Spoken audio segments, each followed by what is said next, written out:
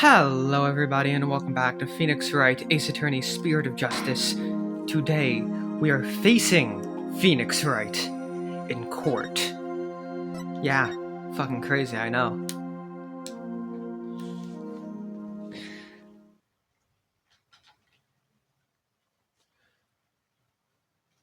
May 17th, 10:08 a.m., District Court. Defendant Lobby, number 3. Just so you know, I'm not going to take sides. Message received, loud and clear. Good, because I don't like this one bit. You and Daddy should be on the same team. Sorry, Trucy. Wow, she's really mad. I'm sorry too, little lady. This is all my fault.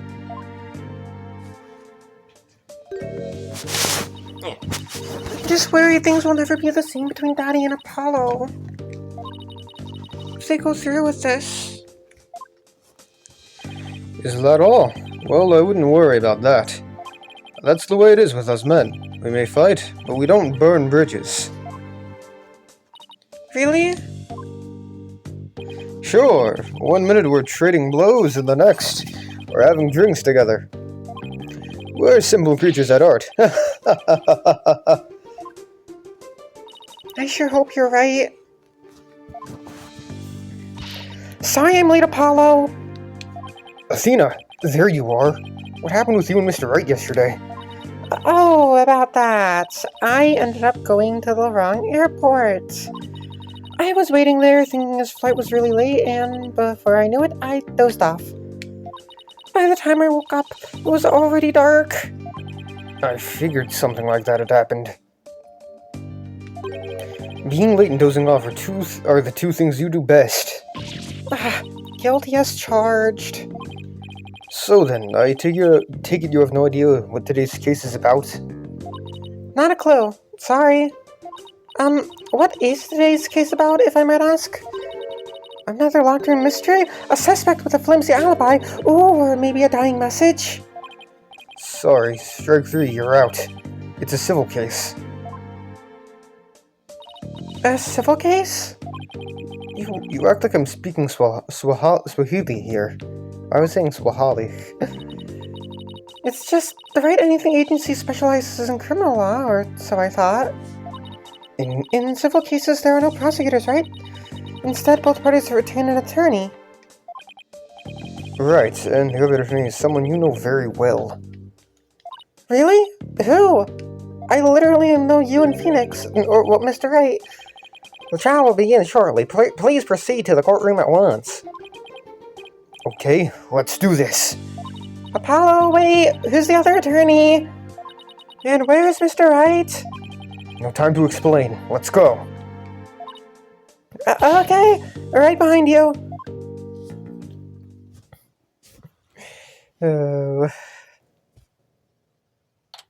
May 17th, 10:30 a.m. District Court. Courtroom number 6. Day 1. Court is now in session. All rise. Hello, Phoenix, on the other side of the courtroom. Court is now in session. Oh,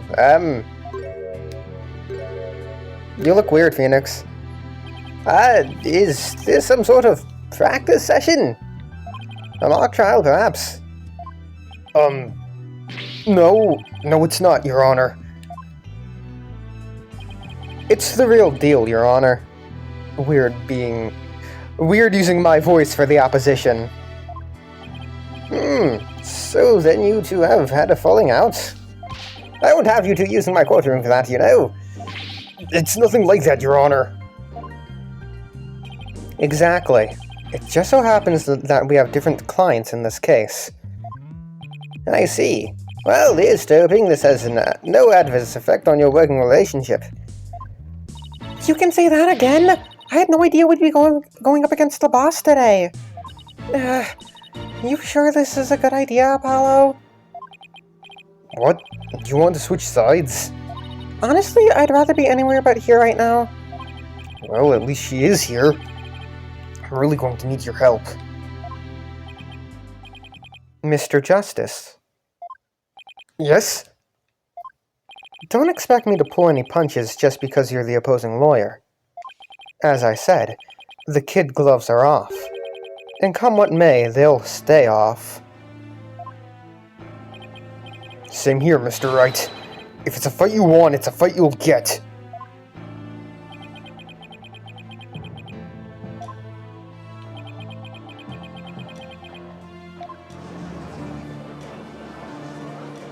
It's not slow? What?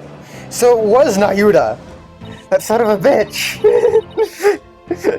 It was Nayuta slowing it down, that bastard! This is why he's the worst prosecutor. Yeesh, you guys are really chomping at the bit, aren't you? I don't mind a good fight between co-workers. Just keep this civil case civil. Now then, if the plaintiff would take the stand, we may begin.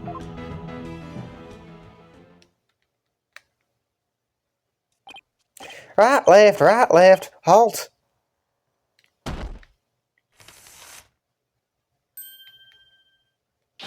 Noble judge, members of the gallery, good day to you, I am politician.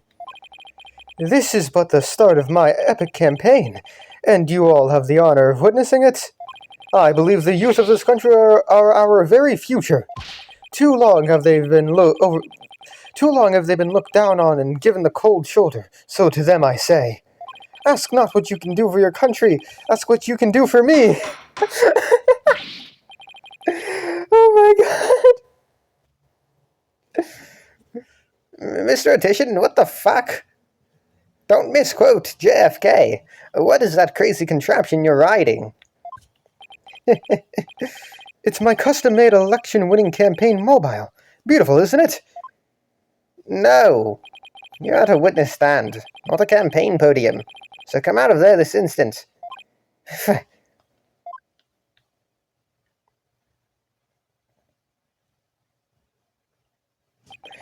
All right, now with the plaintiff's attorney, Mr. Wright, please explain the complaint filed against the defendant. Mr. Attition's complaint against the defendant is simple. The defendant, one Dirk Satmati, stole my client's family heirloom, the Crystal of Ami Fae. Mr. Attition merely seeks its return. This wouldn't have happened if that archaeologist hadn't kicked the bucket. I see. Well, Mr. Justice, let's have your opening statement, if you would. The defense asserts the item in question is the Founder's Orb, a sacred relic from Kurain. Go on. It seems someone asked an archaeologist, Dr. Archie Buff, to study the orb. Dr. Buff determined that it was a Kurainese national treasure known as the Founder's Orb. The very orb that was stolen from a treasure room in Kurain several weeks ago. Why, yes, I saw a news report about that. The theft of a Kurainese national treasure caused quite an uproar in the kingdom.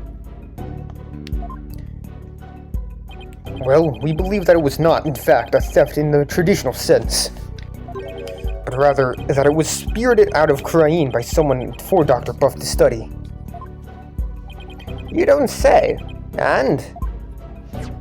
Around that time, an acquaintance of the defendant learned of Dr. Buff. He made contact with the doctor, who agreed to hand over the orb. Apparently, the doctor wanted nothing to do with it once he'd learned it had been stolen. It seems you even have a transfer agreement between both parties. Mr. Sadmati also agreed to return the Founder's Orb to the Kingdom of Kurain, once the doctor verified it was the real thing. I see. So this dispute centers on whether the item in question is the Founder's Orb or the Crystal of Ami Fae. That, in turn, will determine the object's rightful owner. I'd better bring my A game. Going up against Mr. Wright won't be a walk in the park.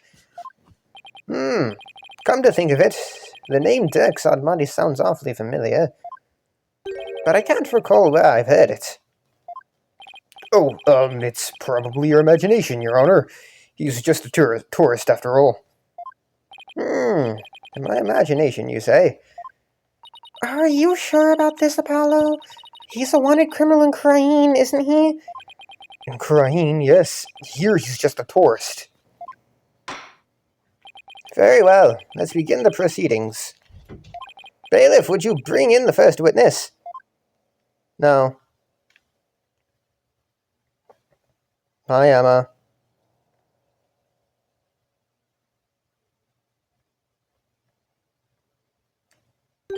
Emma!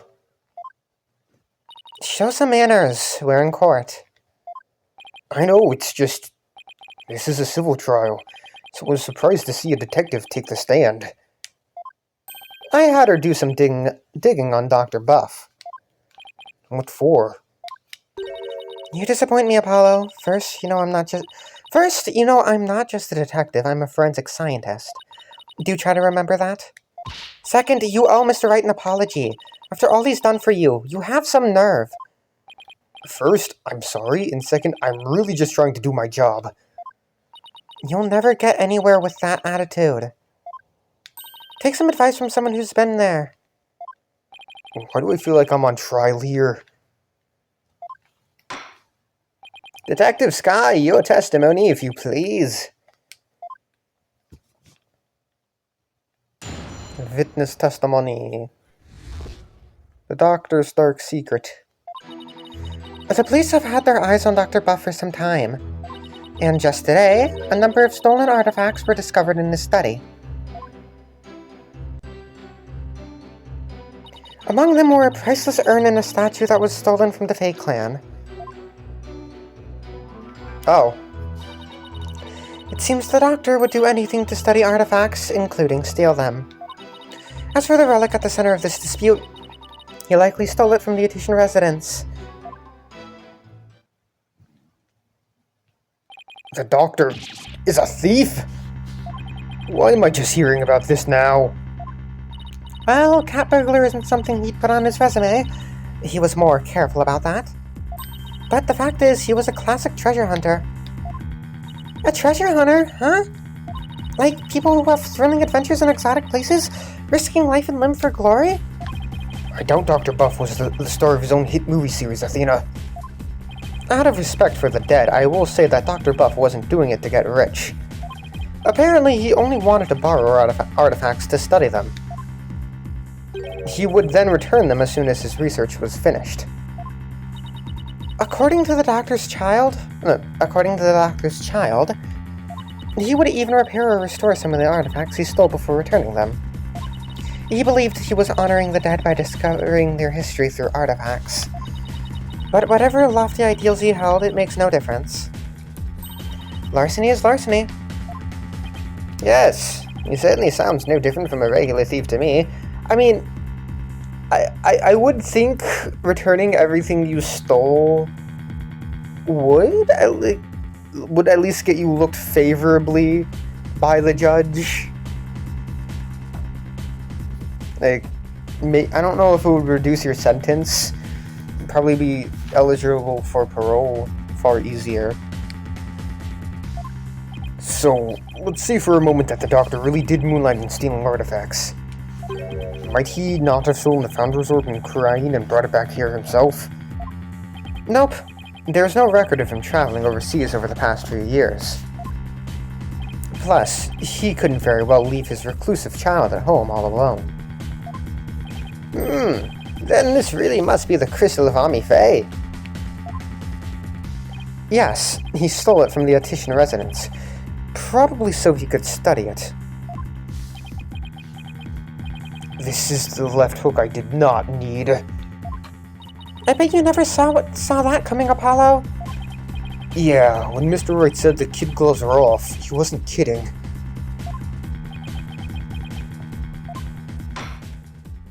Mr. Justice, you may proceed with your cross-examination.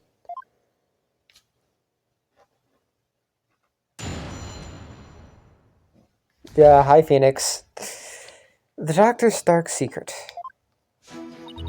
The police have had their eyes on Dr. Buff for some time.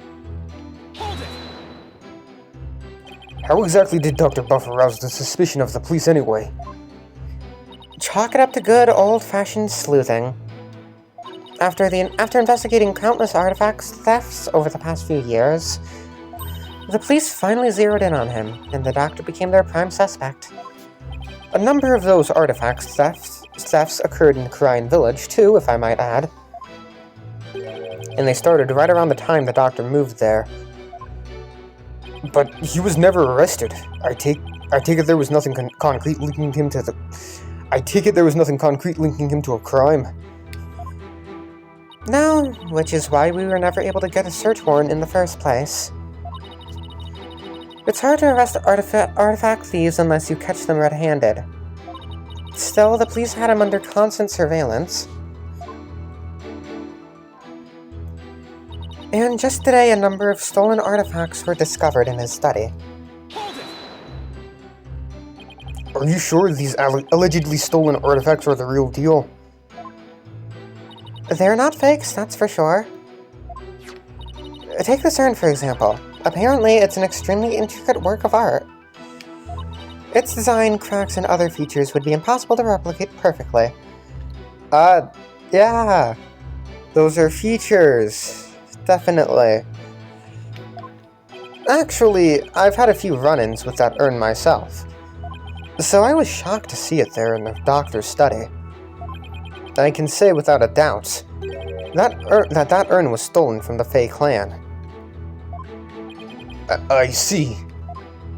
Detective Sky, please continue with your testimony if you would. Among them were a priceless urn and a statue that were stolen from the Fey clan.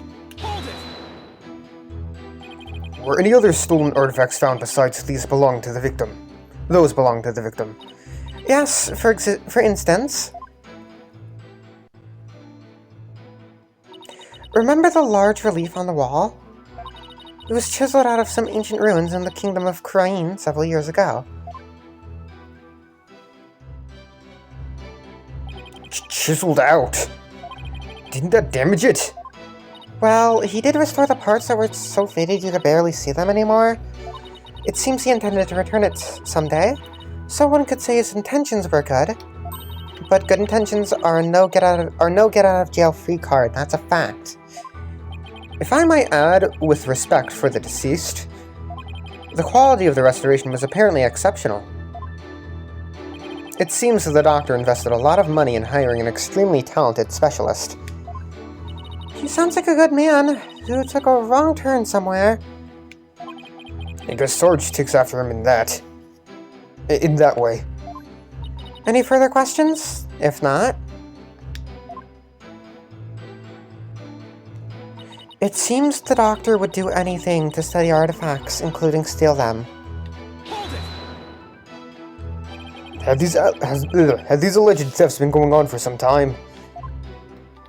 At least 5 years, as far as we can tell. All the recent thefts had been local. But before moving to Crine Village, he had been stealing from ruins around the world. Dr. Buff was an international criminal. Fucking crazy. This data lends itself to but one conclusion. Dr. Buff was a thief. As for the relic at the center of this dispute, he likely stole it from the Artesian residence. You claim you stole a family heirloom from the Artesian residence. But claiming something doesn't make it true. Unfortunately, it is true. How can you be so sure? A police report was filed concerning the theft 1 year ago, in fact. What? A whole year ago? August 25th of last year, to be exact. The report states, and I quote, "The crystal of Ami Fae was discovered to be missing. From the Artesian's storehouse at 10 a.m., the storehouse lock had been picked. Signed, Politician Wimperson." Wimperson? Well, a year-old report certainly lends the plaintiff's claim credence. The doctor could really have stolen the crystal of Ami Fae. Not only that, Your Honor, but the Founder's Orb was only found to be missing several weeks ago. That is nearly a year after the crystal's theft was reported. Therefore, I believe we must consider the orb and the crystal to be two separate items. Politician Wimperson, not the most awe-inspiring tail end, is it? I can see why he cut it. Not that he inspires confidence without it. Still, I'd probably do the same in his shoes. Robbery report added to the court record. A report filed a year ago by one Mr. Politician Wimperson for the theft of the crystal of Hami Fae. A police report was filed about the crystal's theft a year ago. The crystal of Hami Fae was discovered to be missing from the Attition storehouse at 10 a.m. The storehouse lock had been picked. Politician Wimperson. Do you want to see?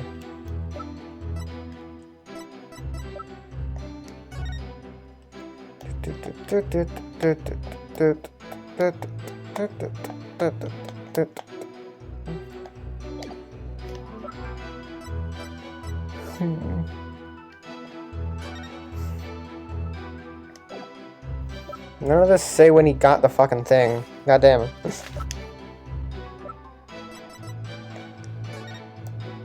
Okay. But the theft of the Founder's Orb was only reported a few weeks ago. So the crystal's police report was filed way before the orb was found missing. That suggests the stolen relic is the crystal of Hami Fae, as Mr. Attition Wimperson asserts. I doubt the police report is a fake. After all, Emma is the one who submitted it as evidence. Still, I feel like something we learned in that police report is important somehow. Please hold on some time.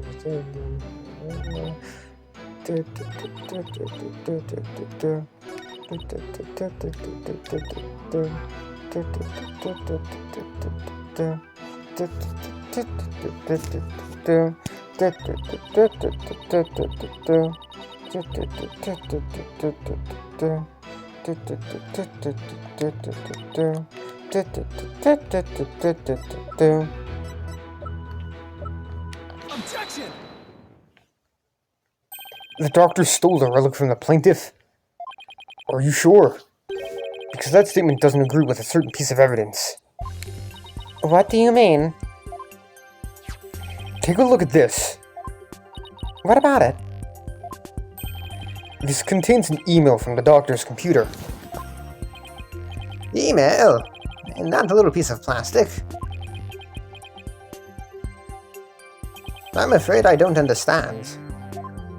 Oh, this stick here can store all sorts of computer data. I still don't get it. Here, just look at this. Apparently, the doctor was reporting his research findings to a certain individual. Now, take a look at this. It's the police report Detective Sky presented to this court. You can see the plaintiff's legal name on it. Politician Wimperson. I can see why he dropped the Wimperson from his name, but that's hardly breaking news. Look closer, Your Honor. Ah! His initials. Right. The plaintiff's full legal name is Politician Wimperson. Now consider this. The email's recipient address starts with 3 letters. P-A-W. Ah! Don't tell me. Oh, but I will anyway. The individual who hired the doctor to study the disputed item is none other than Politician Wimperson. Wait, then that means... Exactly. He wouldn't have asked the man who stole his family heirloom to study it.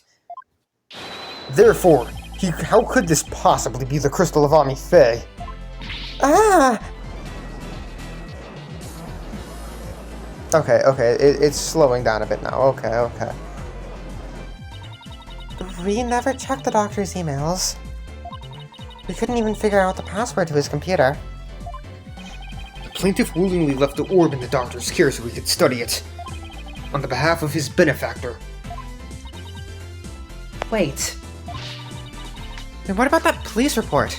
I have all the details of the theft right here. It's probably for another relic. The real crystal of Ami Fae. He's just using the report as a way to claim that our orb is actually his stolen artifact. His stolen crystal. And how are you so certain that PAW refers to my client's initials?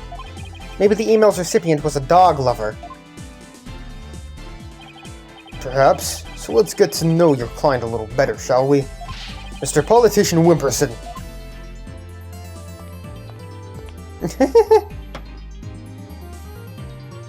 Fair. I suppose shutting down detractors is all part of a politician's job. Answer me this, Mr. Titian Wimperson. What is...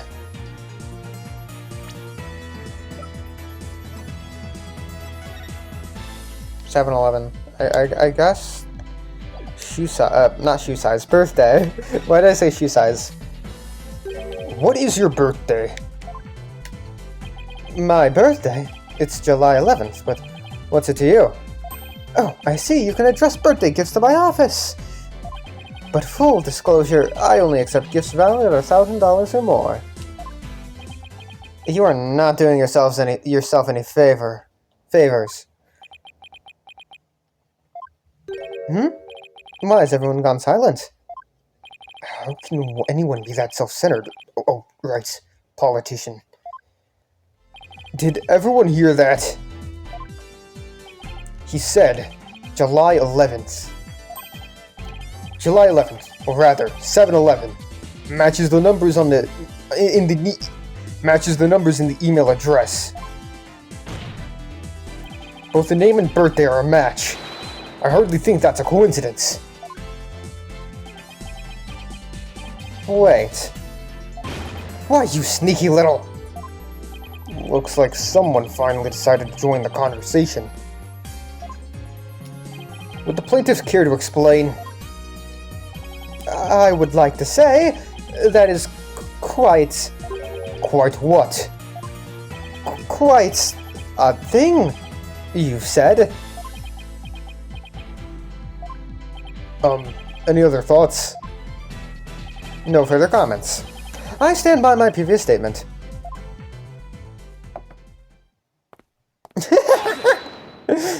Just walks away. You can't just walk away. Even politicians have to explain themselves in a court of law. I'm afraid I simply don't know how it happened. I can't possibly explain matters outside of my purview. Perhaps it was a mistake on the part of my secretary? Oh, no, you don't. You slippery eel. Mr. Wright, would you care to respond? I won't argue your assertion. My client lent the treasure in question to the doctor and asked him to study it. It seems that much is a fact. Now we're getting somewhere. However, it has no bearing on the issue of ownership. How so? Mr. Titian, I fully understand your position here. You had to hide the fact that you sent the crystal out to be studied. Your family would have been very upset if they had found out. It is a family heirloom, after all. You've got to be kidding me. Mr. Wright is, well, right, of course. But then, he always is. That's why he's my lawyer. The crystal is a precious Titian family heirloom, and has been for centuries. But Dr. Buff was so eager to study its proud heritage, I just couldn't say no. I didn't even tell my grandfather. Objection! But in order to win the backing of your so-called benefactor, you were going to give what you claim to be the crystal of Ami Fae to that person. You're going to give a precious family heirloom away, just like that. I was going to explain everything to grandfather later, honest. My client's grandfather was very proud of his grandson for following in his footsteps.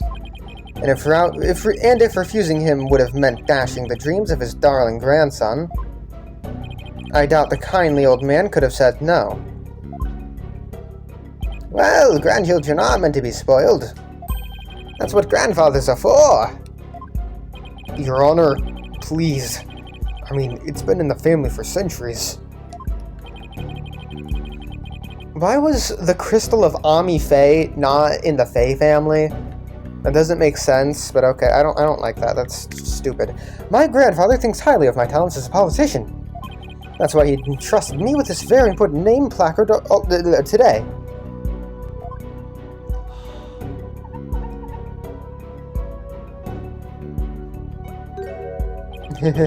So I'm sure he would have been okay with me using the crystal as I saw fit.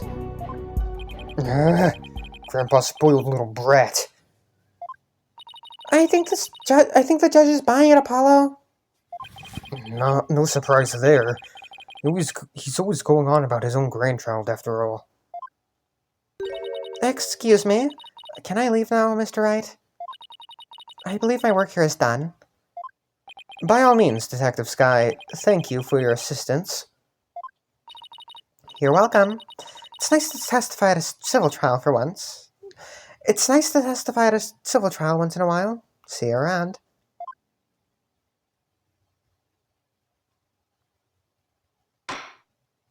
It seems the facts have changed somewhat. Mr. Titian Wimperson apparently lent his family heirloom to Dr. Beth. Mr. Justice, how would the defense like to proceed? Alright, now what? Apollo, let's hear what they know about this so-called crystal of Ami Faye. Maybe we can find some inconsistencies in their statements. Right. Okay then, Mr. Wright, if the item in question really is an Titian family heirloom, then let's hear all your client knows about it. Of course. Mr. Titian Wimperson, please tell the defense everything you know about the crystal's origin. Alright, now then listen and learn. This is the tale of the crystal of Ami Faye, in the illustrious history of the Titian clan. Are you ready? Our story begins back in the old country, when the Titian family reigned supreme.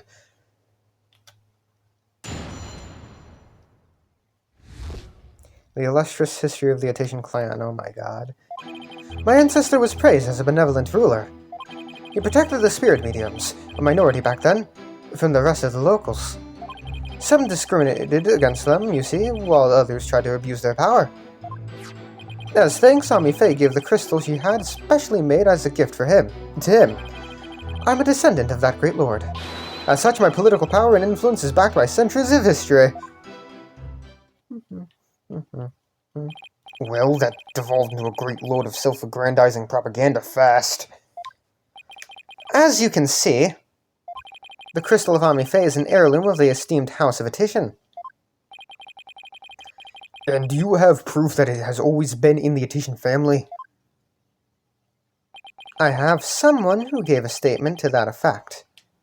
My client's neighbor, one Ives Shinato. I think that I've seen something. Age 85, gave the following statement. The Titians showed me the crystal back when I was but a lad. Objection! Can we really trust the memory of an old man? Mr. Justice, would you care to explain that statement to the judge? Oh, I didn't mean... What I'm trying to say is, Never underestimate the memory of your elders. I may forget my verdicts the next day, but the memories of my past are clear as day. Therefore, I find Mr. Ives Shinato's statement to be perfectly credible. Wow, did you see how Mr. Wright got the judge on his side? That's definitely a trick on one up my sleeve. You're not helping, Athena.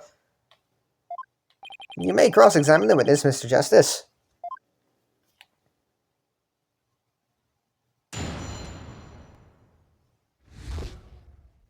The illustrious history of the Titian clan.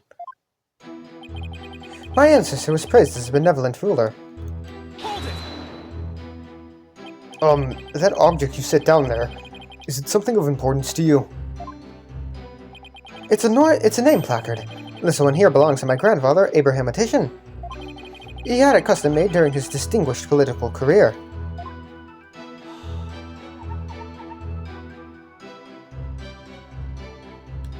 Oh my god.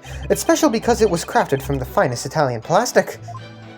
I wasn't aware that Italians were famous for their fine plastic. You can touch it if you want. No, I'm fine. Very well. I'll just continue with my testimony.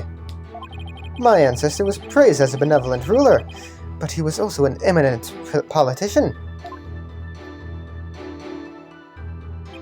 He protected the spirit mediums, a minority back then, from the rest of the locals. So I take it the relationship with the fake clan was a close one. A smooth and open line of communication with my entire electorate. That is the politician way.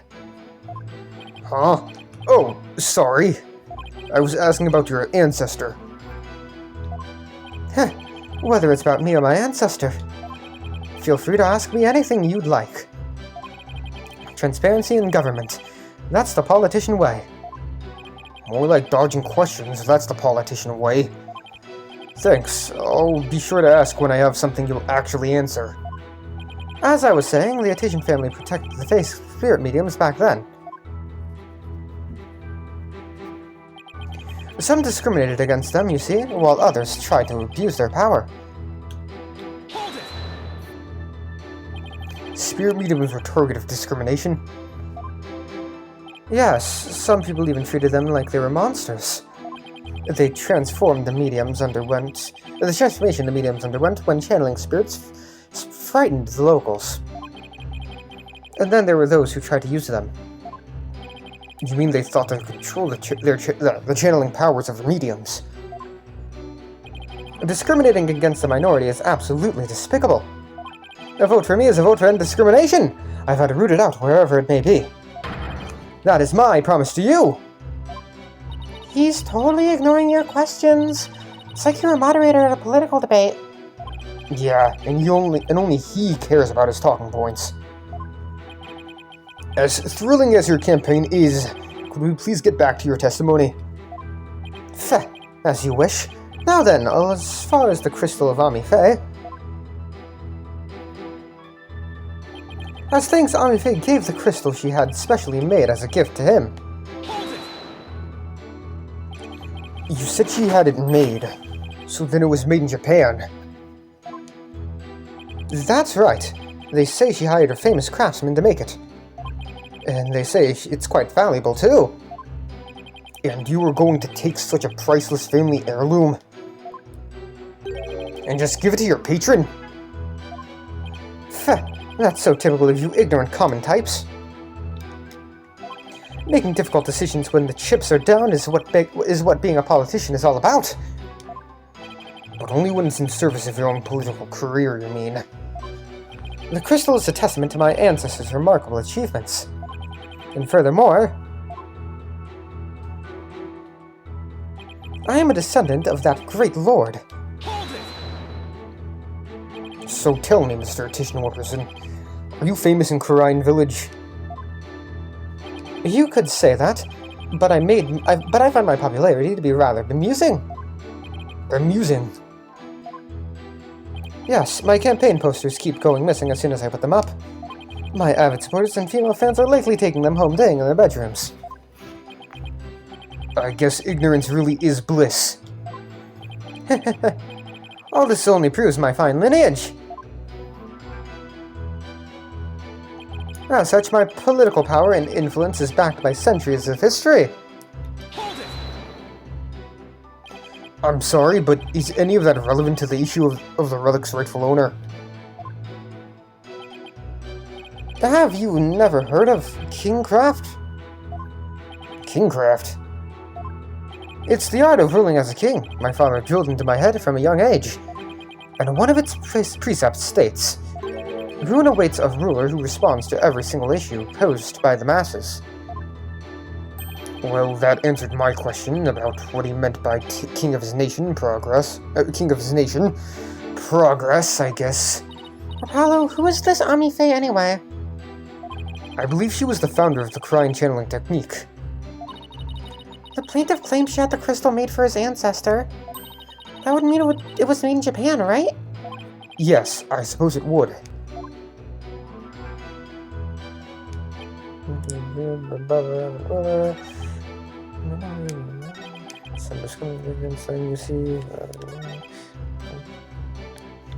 Do I just present the founder's orb? Wait, what?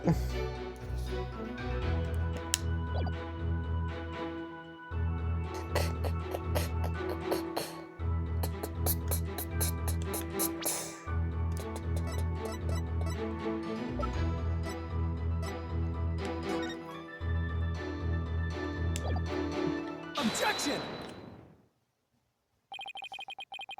You stated that Amife had the crystal made for your ancestor. So, am I to assume it was made in Japan? That's right. The craftsmanship is unbeatable. Well, that's strange. I don't see how your so-called crystal could have been made there. What are you talking about? It's quite obvious if you take a closer look at this.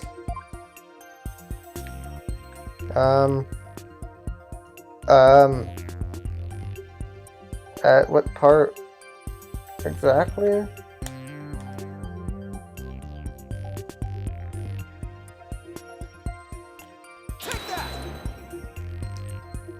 Okay.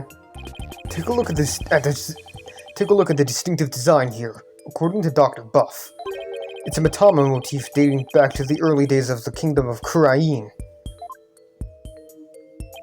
The Kingdom of Kurain? And you base this on?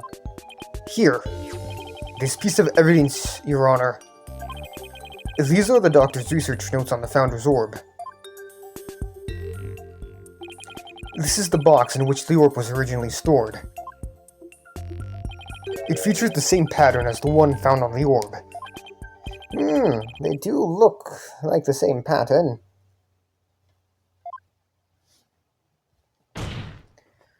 Therefore, I assert that the disputed item must have been made in the Kingdom of Kurain. Ah! Eek! My placard! Objection!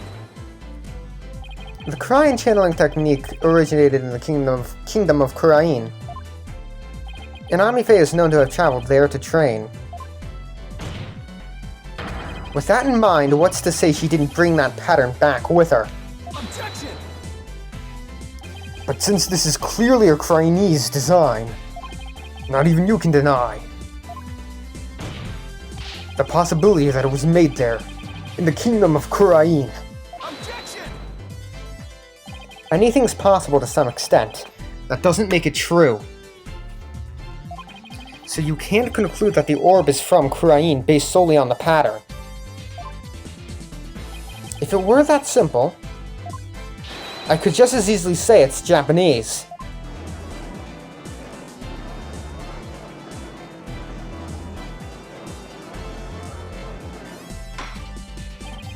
I have to agree with Mr. Wright. The pattern alone proves nothing. But that also means there's no basis to claim the item in dispute was made in Japan either.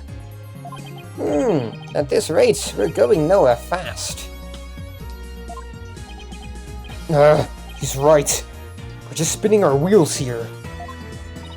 I wonder if we have any evidence that could break this stalemate. Evidence that could break this stalemate. But there doesn't seem to be anything we can use. At least, not at this point. Well, unless we can find something, this trial won't go anywhere.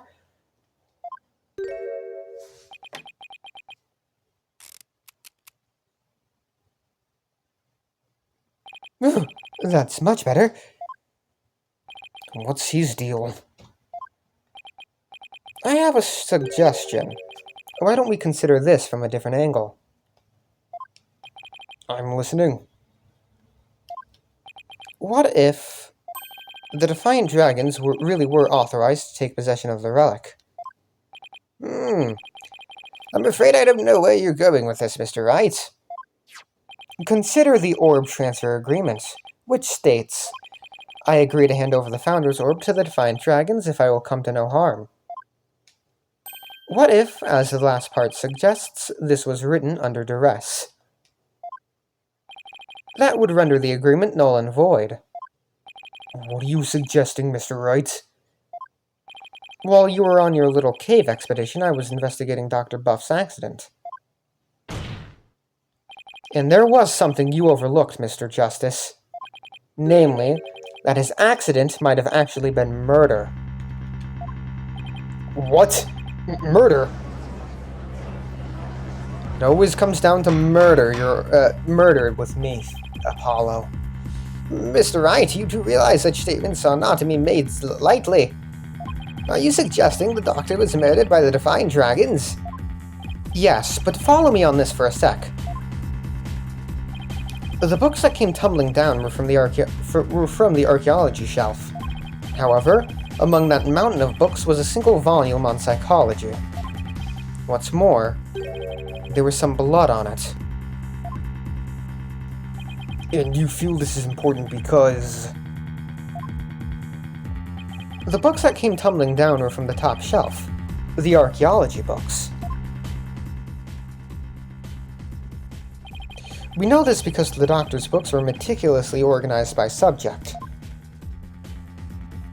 Archaeology took up the entire shelf, so that psychology book is completely out of place. Come to think of it, the shelves were arranged quite carefully. It's also worth noting that psychology books only take up a tiny part of the bottom shelf. You might wonder why a book on psychology was found amid the pile of archaeology books. But I believe I can explain that with I believe I can explain what that single out-of-place book was doing there. The Doctor was struck from behind while selecting a psychology book from the shelf. And that's when the blood got on the book? Precisely. And to make it look like an accident, he was buried under a mountain of archaeology books. Objection! Wait a second. This is all just speculation, right? Or do you have proof that it was murder? Of course I do. You do? On a hunch, I had Detective Skye examine the Doctor's head wound. She found that he'd been struck by the corner of some object or another. Wait, what? A wound like that couldn't have resulted from a fall to the floor, you know? Do you understand what this means, Mr. Justice? The wound makes it crystal clear that Dr. Buff was murdered. What? Well, that was unexpected. Who'd have thought we'd break out of this stalemate like this? He pulled the ladder right out from under us. Still, if he thinks that's enough to make me back down, he's got another thing coming. Even if the cause of death was murder, what makes you think it was the Defiant Dragons? You should know better than to hurl baseless accusations. Objection! Did you forget who you were up against, Mr. Justice? Huh? You didn't actually think I'd come to court without witnesses and evidence, did you? What are you talking about? I would like to request further testimony from the plaintiff. Specifically, I would like the court to hear how he saw one of the rebels leaving the crime scene. He saw what?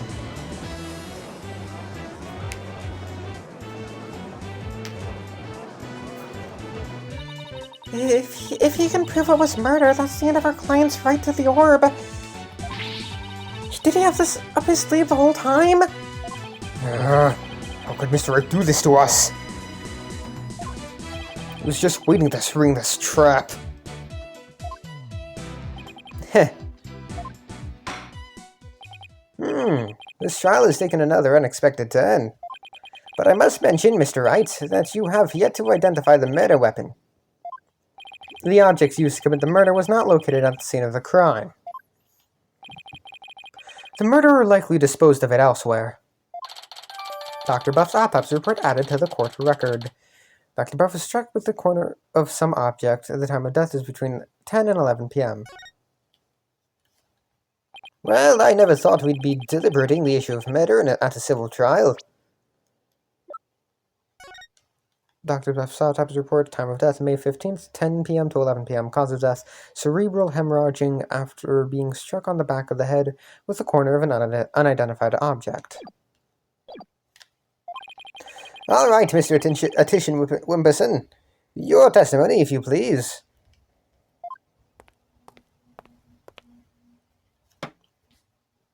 Heh! Prepare to be dazzled. Dazzled by charismatic oration forged in the crucible of campaign battles. I hate this guy. I love him, but I hate him. I love to hate him. Verbals crime. That evening, I was walking alone, lost in thought. I passed by the doctor's house, and that's when I saw Mr. Arabal. He was running out of the front door. It was around 10 at night. Surely that must have been him fleeing the scene of his crime. A vote for me is a vote to end such violence. That is my promise to you. So the plaintiff saw this possible suspect fleeing from the doctor's residence. It was within the window of the estimated time of death. That's horrible. What in the world were you doing there then? Study photo updated in the court record. Petition saw Dats fleeing the scene the night of the murder. One of the books is stained with coffee. It seems Mr. Arabal was loitering about Cryan Village that day. There's evidence he was in the doctor's study as well. Isn't that right, Mr. Justice? You mean the suitcase? Exactly. He must have been in quite the rush to leave that behind. Oh, and by the way, Your Honor, Mr. Arabal just so happens to be sitting in the gallery today. See? That's him trying to escape as we speak. Bailiff, don't let that man get away. Right, you backstabber. Why are you doing this to me?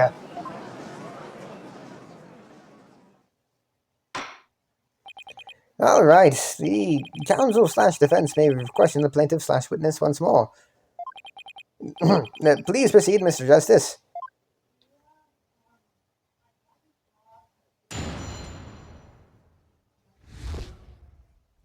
The rebel's crime. That evening I was walking alone, lost in thought. Hold it! Why were you taking a walk? Society is inundated with serious problems that must be solved, and as a politician, I'm always on the job thinking hard about possible solutions, even on my walks. Thanks for the non-answer. While we live out our comfy lives, there are starving children who suffer in the back alleys of our major cities. It's not in me to ignore such suffering. A vote for me is the vote to end hunger, and for world peace. Yes, Mr. Titian Wimperson, we are all well aware of your astounding character. Now please continue with your testimony. I can practically hear my poll numbers surging. Now, on with my speech. After all, the voting public must be informed of the magnificence that is me. I passed by the doctor's house, and that's when I saw Mr. Arabal. Hold it! Where exactly were you when you saw Mr. Arabal? Right here, under this tree. I saw him dashing out of Dr. Buff's front door.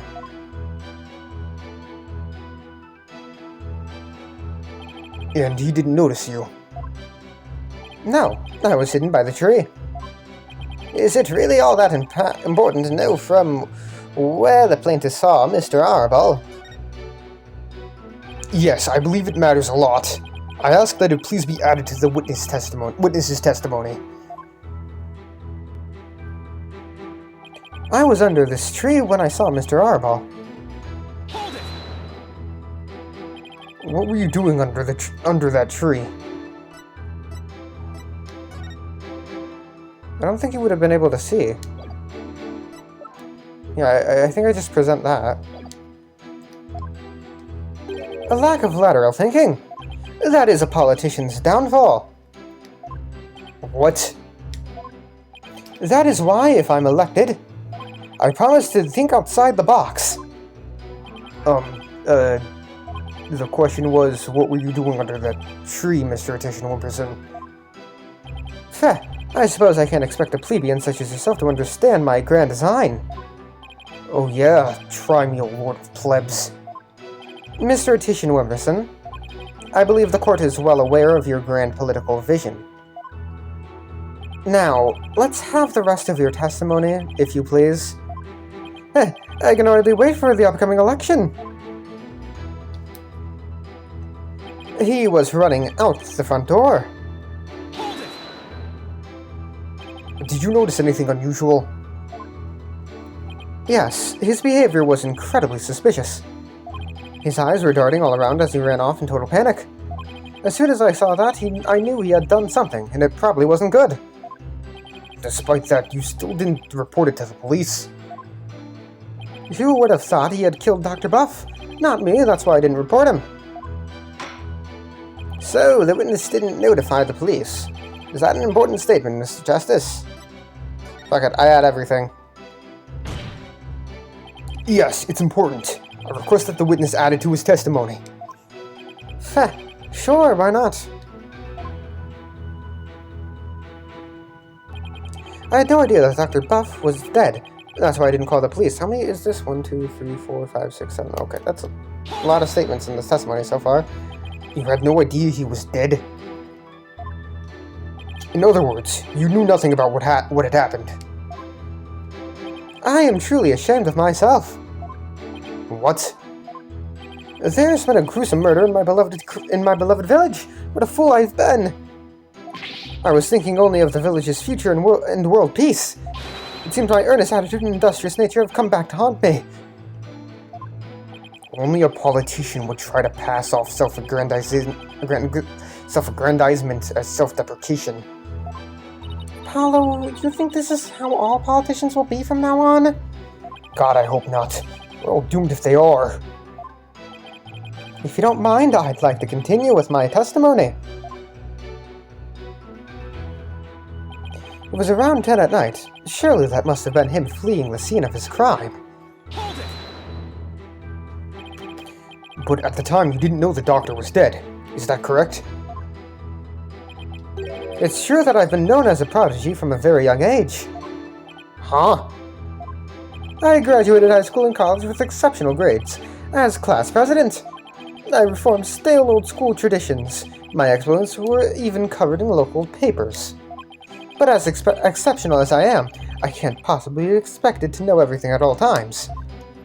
This isn't working. He keeps bending the questions to serve his own needs. Hang in there, Apollo! Mr. Attention Wimperson, I believe the court is well aware of your exceptional nature. Now, would you please continue with your testimony? I have the upcoming election in the bag. A vote for me is a vote to end such violence. That is my promise to you. Hold it! So, how do you actually intend to end such violence? Elite politicians such as myself never reveal their strategies. Did you really think I would divulge such sensitive information to the likes of you? Yeah, but surely you have some sort of campaign platform you're running on.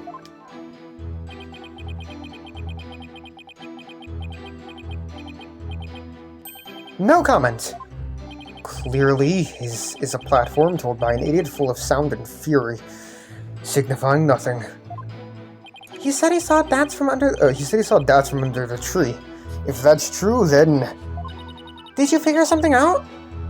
Yeah, I think he's hiding something. Let's take another look at the evidence, Athena.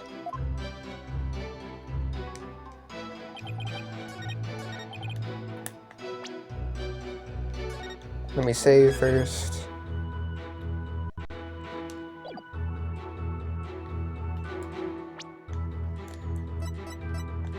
Objection! Nope, not that. There's something off about that statement.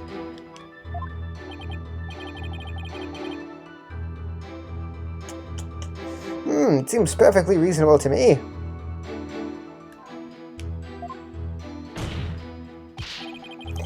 No, something definitely is not. Something's definitely not right if you listen carefully. A gambler once sang, "You've got to know when to hold 'em, and know when to fold 'em." Oh, I love this one. Know when to walk away, know when to run. I don't know which penalty hurts more, the judges or their singing.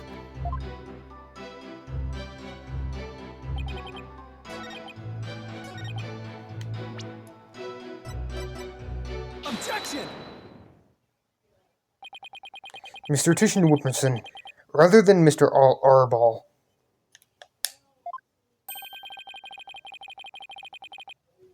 Wasn't there something else that should have had your undivided attention? Like what? Oh, yes, of course. A politician must keep his finger on the electorate's. Sorry, but you're way off. I am? Would you care to explain, Mr. Justice? If the witness saw Mr. Arball from his position here, then he should have also been able to see the doctor's body. After all, it was right next to a huge window. Why, I believe you have a point there. With the body that clearly visible to the witness, it's unthinkable that he wouldn't have reported it to the police. Nah.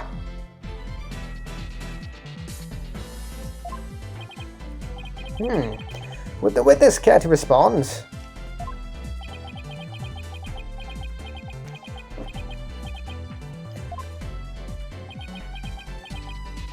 Did he fall asleep? Mr. Titian Whipperson.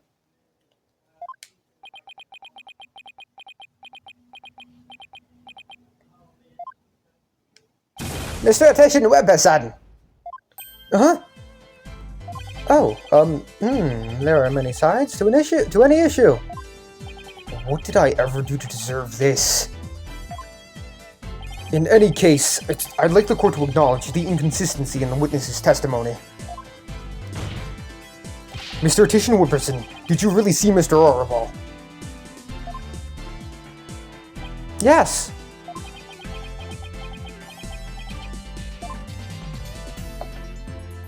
Bye. Hold it! Where do you think you're going? Oh, I thought I'd return to my seat, seeing as I had already answered the questions.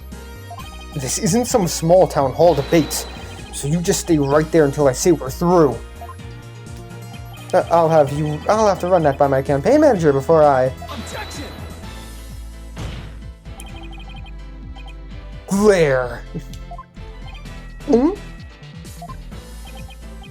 Mr. Titian Whipperson, I think it's time for you to come clean. Huh? So then, does this mean he didn't see Mr. Arball? As your lawyer, Mr. Titian Whipperson, I advise you divulge that matter we discussed. Silence is no longer an option. Are you sure about this? I'm in the midst of running for office. I can't afford to let any strange rumors get out. Don't worry, you won't suffer any blowback for what you're about to reveal. Blowback? I'm not sure I like the sound of that, Mr. Wright. Not to worry, Your Honor. Nothing untoward will come of this, I promise. Now then, Mr. Justice. Remember how it was an anonymous caller that reported the doctor's death? Come to think of it.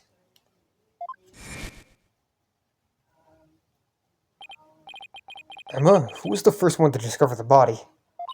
About that, whoever it was, it seems they wanted to remain anonymous. What? It happens now and then. Some people would rather not get involved with the police.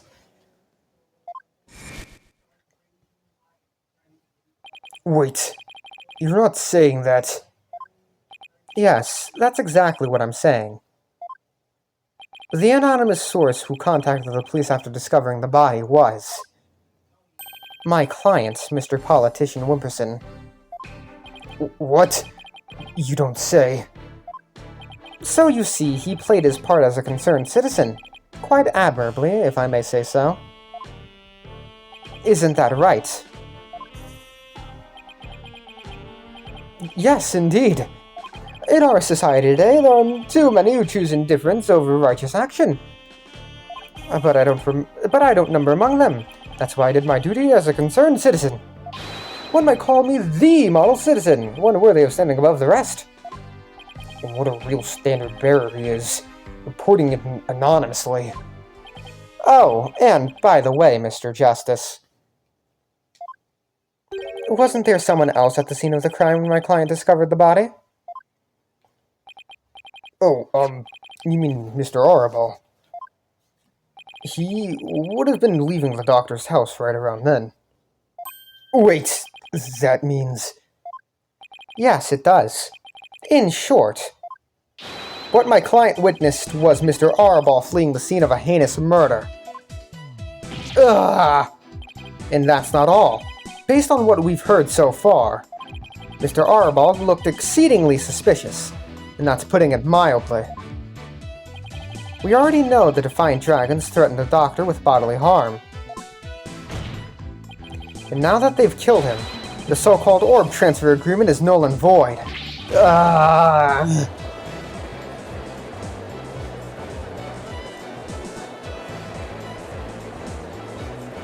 Apollo, if we don't come up with some sort of counter-argument? And what sort of evidence do you have? Can you actually prove that it was Mr. Arable who killed the doctor? That move had desperate written all over it. It's all I've got, so I'm going with it. Evidence? I suppose it's true that I don't have any. I knew it. But I do have another witness. You do? You should know I always come fully prepared, Mr. Justice. And my new witness will provide testimony proving Mr. Arable's guilt. A new witness? I wonder who it could be. Very well. Bailiff, please summon our new witness. In the meantime, the court will take a brief recess. I would like both sides to use this time to prepare properly, understood?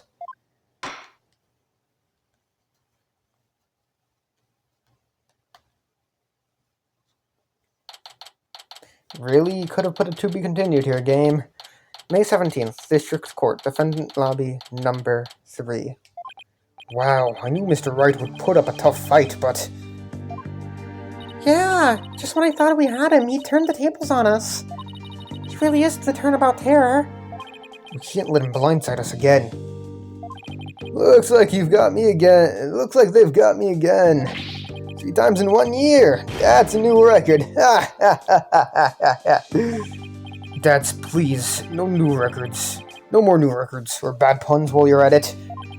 It's hard enough trying to help you as it is. Roger that. I'll be more careful next time. Is what Mr. Wright said true? Did you really pay a visit to Dr. Buff that night? Sure did. Can't remember the exact time, though. All I know is he wouldn't hand over the orb. Someone put it in his head that we rebels were dangerous. That's why he threw me out. So, the doctor was still alive when Dads last saw him. Well, we'll still have to prove it, though. Better brace yourself, son. The next witness's testimony could make or break this case. Yeah, I know. Hey, where's Trucy? Oh, wait, what? Oh, okay. Hey, where's Trucy? She went to go see her dad. Maybe she's still mad. More like worried. Worried that this trial will create a rift between you two. And that you might leave the agency. Again. She has an active imagination. Excuse me, the trial will be resuming shortly. Well, let's go see what new testimony awaits us.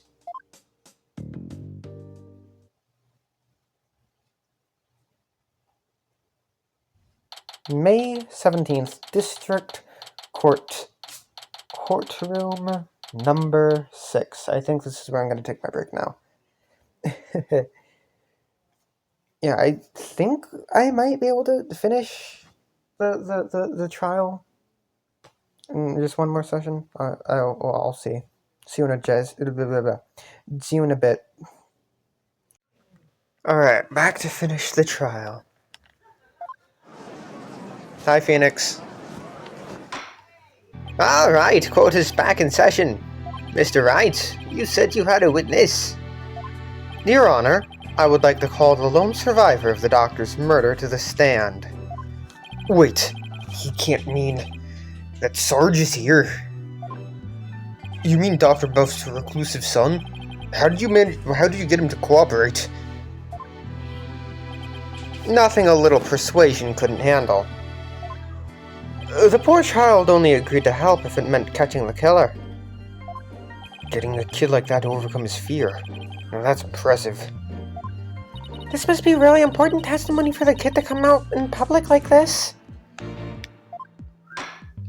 Very well, Mr. Wright. Please call your witness to the stand.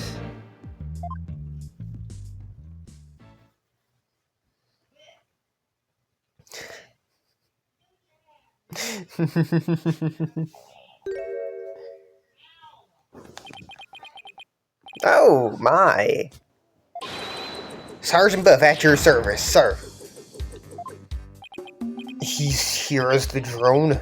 Really? Mr. Wright, what exactly is the meaning of this? Past trauma has rendered it impossible for the witness to venture into public.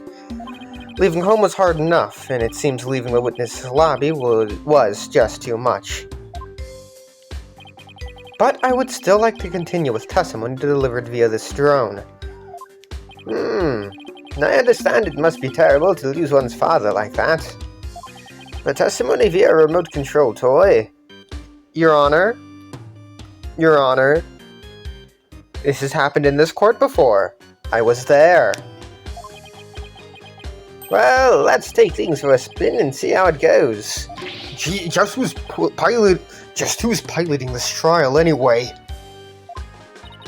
The judge sure warmed up to the idea fast. I think the phrase you're looking for is gave up. You disappoint me, Corporal Justice. To think I once called you something. I didn't see that. Ugh! Friend this man who killed Papa. That's full-on treason, soldier. I hereby demote you back to private. Corporal? Private? What's he talking about, Apollo? It's a long story. Now then, are you ready to testify, youngster? Locked and loaded, sir. Ready to rain lead down upon the preparation. Preparation? What? I'm tired, guys. Perpetrator.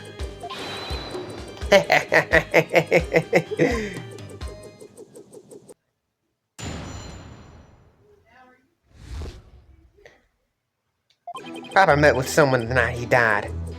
I didn't have eyes on the ground as I'd already mounted my siege defense, but I did hear him arguing with someone in his study. From my window, I saw the one designated deads getting ejected from the premises. After all, the man lingered around the perimeter for some time. They must have regrouped and killed my papa in the study later. I just know it. So he was thrown out but later returned and committed the murder, did he? Yes, Your Honor. So the man my client saw really must have been the fleeing Mr. Arabal. Who's objecting? Objection! Objection! Right, you backstabbing no good. I didn't kill no one. It's the enemy. Ready all missiles and fire! Whoa! Capitalist pig, I'll turn you into a pork stroganoff. Sarge is a communist? Or maybe a socialist? I don't think anarchist. That'd be weird, considering the whole military thing. That's just a taste of my ultimate anti-swine weapon.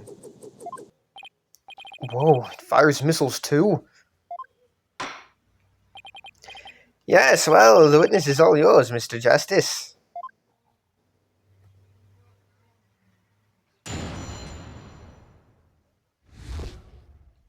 What happened that evening? Papa met with someone that night, the night he died. Your father met with someone? Could you be more specific? No. I was in the midst of a crucial defensive siege operation. Right. You're referring to how you don't leave your room, correct? You never know where the enemy might be lurking outside the siege perimeter. What about, school? Oh, I don't go to boot camp. I'm a soldier. A sergeant doesn't associate with rookies still too green to fight. With a kid like this, I bet Dr. Buff won't be getting any rest in the afterlife either. It was very brave of you to come to the courthouse today. But what was that you said about a siege defense? Oh, well... I didn't have eyes on the ground as I'd already mounted my siege defense, but... Sarge, I've always wondered. What are you battling? That's... classified. Even so, it may be relevant to this case. Objection! I don't know if you're the right person to be asking about things like that. That's right. Such matters need to be handled with a certain delicacy. Oh, I guess curiosity got the better of me. You're all talk, no action, soldier. Out on the battlefield, it ain't the number of petty wounds in your repertoire. Pretty wound. Wait. Am I bad at reading, guys? Yeah, pretty words. Why did I say petty wounds? But the number of bullets in your gun belt that counts. Easy for you to say. You're the one with all of them. Would the witness please tell this court what he saw and heard that night? I did hear him arguing with someone in his study. What was the argument about? I heard things like, where's the orb, and are you to find dragons really criminals? It sounded really volatile, like a war might break out any second. So the two of them had an argument when Dads came to get the orb. Did you see or hear anything else? Yeah, I heard them arguing, and then silence. From my window, I saw the one designated Dads getting ejected from the premises. How was Mr. Orble acting? Like a conquered troop retreating with his tail between his legs. A trooper? Well, I guess he does dress like he's in the military. I bet those two would have really hit it off had they met under different circumstances. Yeah, I can see that. And so, the defeated soldier was expelled. That was the end. But that wasn't the end. After that, the man lingered around the perimeter for some time. That does seem suspicious. He kept hiding behind trees and telephone poles and stealing glances at our house. Well, he couldn't exactly leave without the orb. I bet he was angry that he'd been kicked out. He must have regrouped and killed my papa in the study later. I just know it. But don't you keep your front door unlocked? If so, then anyone could have gotten in. That's true. Papa didn't keep our house locked up. Said there was no need because there were only good people in Crown Village. That's a fucking lie. Dude, keep your house locked. I mean, I guess he's dead, but still. Yet he ended up dead anyway. Only a monster could do what they did to my kind. Trust in Papa. There will be no mercy. I vow swift and terrible vengeance. I'll carpet bomb the killer with everything in my arsenal. Fire! My dog's just staring at me. Well, while I sympathize with you, witness, you will refrain from firing Gatling guns in this court. So Sarge saw that too. And just when I thought things couldn't get any worse. I wonder why he hung around after being thrown out. I hate to say this, but if Dats is proven to be the killer, we'll lose the orb to the plaintiff. So our only option is to prove the Defiant Dragons had nothing to do with the murder. Something like that.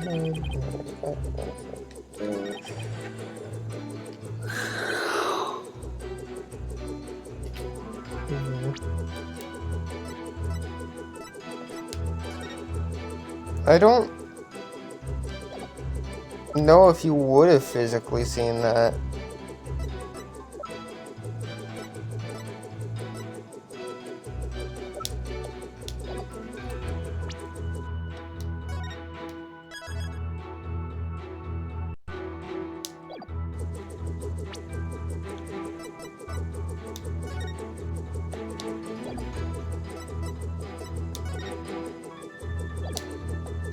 Objection! Nope. That statement contradicts with this piece of evidence. Just how does it contradict with that evidence, Mr. Justice?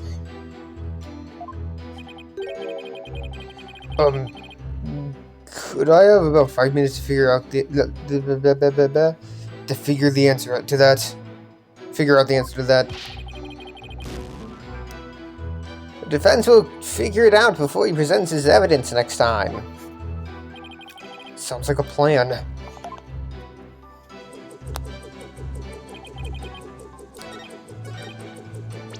Don't have eyes on the ground, but yeah, the drone. Objection!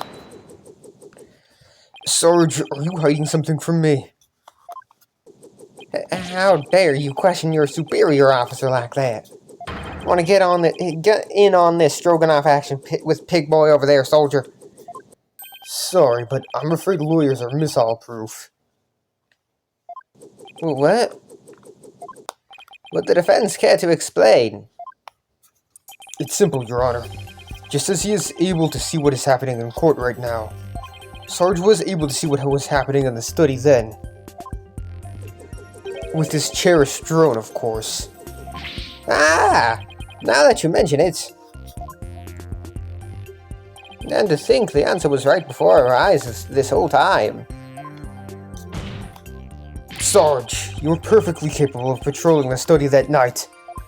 So you must have seen something. Ah! I'm hit.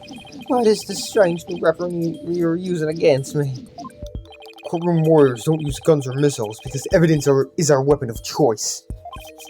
And the evidence has exposed your bold-faced lie. My truth bomb, Sarge, has stripped your defenses bare. Okay, Apollo. You're sounding really cringe right now. Truth bomb? No! Mayday, I'm going down!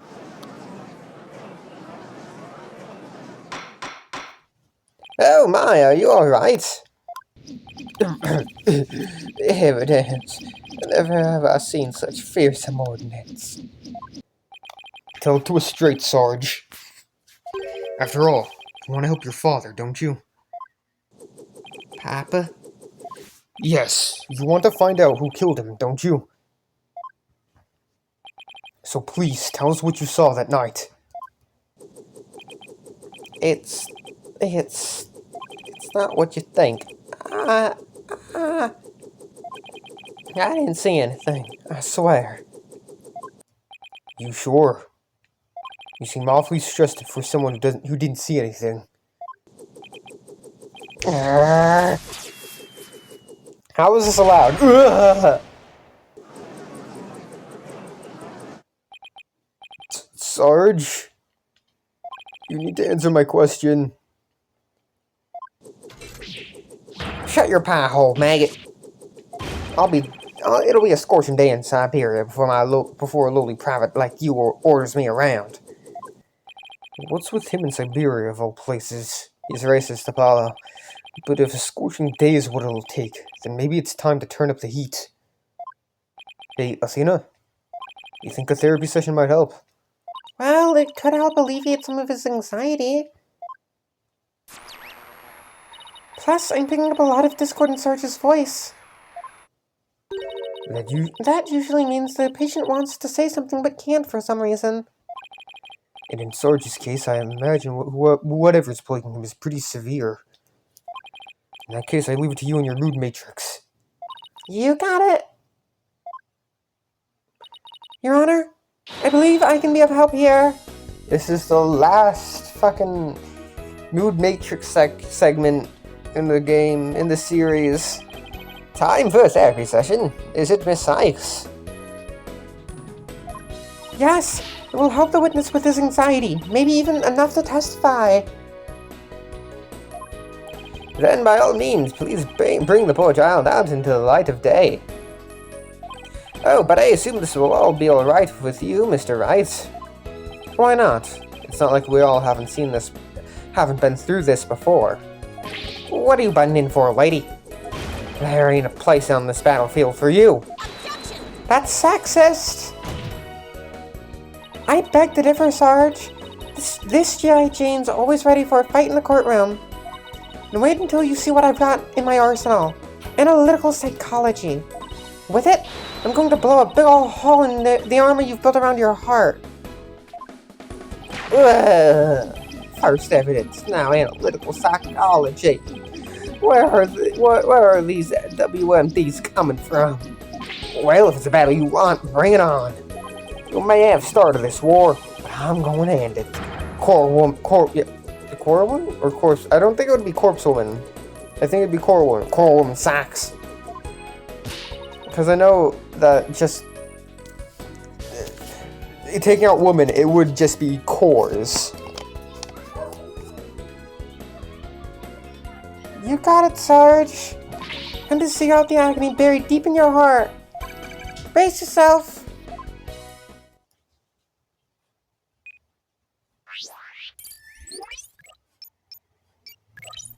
Are you not pressing the fucking thing? Why does it pull that up? I'm not pressing anything. I stayed in my room with my drone that evening. I heard Death and Papa arguing with each other. Death got kicked out, but I saw him still hanging around outside. I was in my room, so I didn't know Papa was dead until the next day. So I'm looking for unexpected emotions and natural reactions, right? Right! Emotions and reactions that don't fit the content of his testimony. When you find one, make sure to point it out to me. Also, remember not to view his emotional reactions in isolation. Sometimes it's important to see how they change from one statement to the next. Okay, I'll give it a try. I don't like how they give a mini tutorial every time. I just want funny dialogue.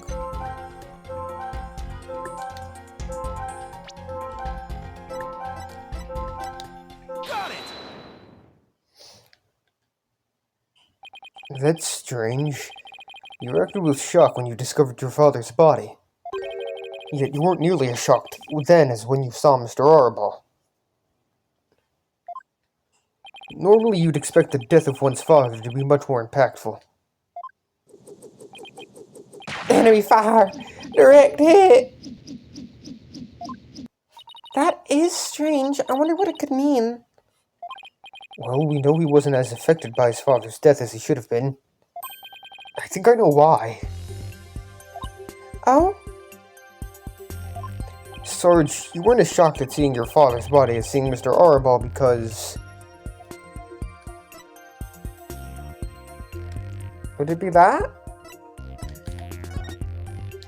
Sarge, maybe the truth is you left your room that night. And that's when you saw it.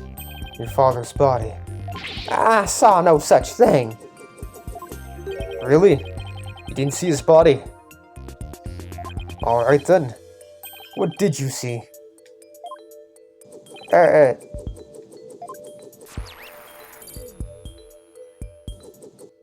Look, Apollo, we've lost some noise. So, just as I suspected, you really did see something. Sarge, please, tell us what you saw. Oh, but...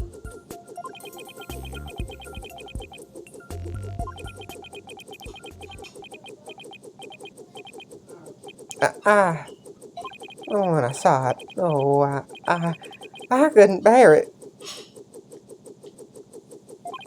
I couldn't stand to lose yet another loved one. Huh? Am I missing something here? Is that why you weren't very shocked when you found out your father was dead? Because you had already sensed that he was a goner somehow? Maybe. Please, Sarge. What was it you saw on the night of your father's murder?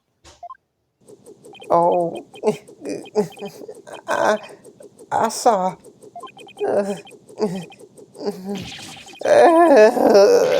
Oh. What's happening? I don't like where this is going. Yeah.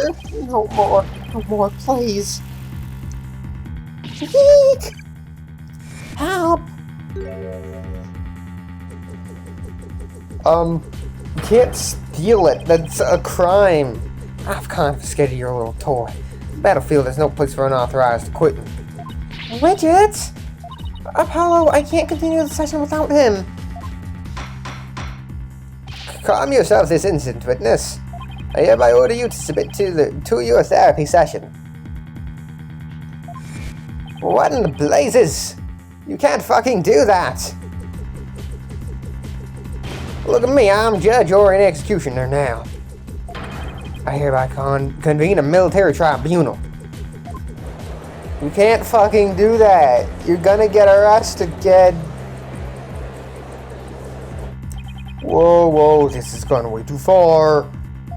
The bailiff, arrest that drone this instant. Stop resisting.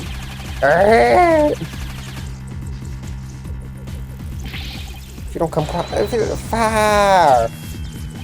Hey, give us your back, right?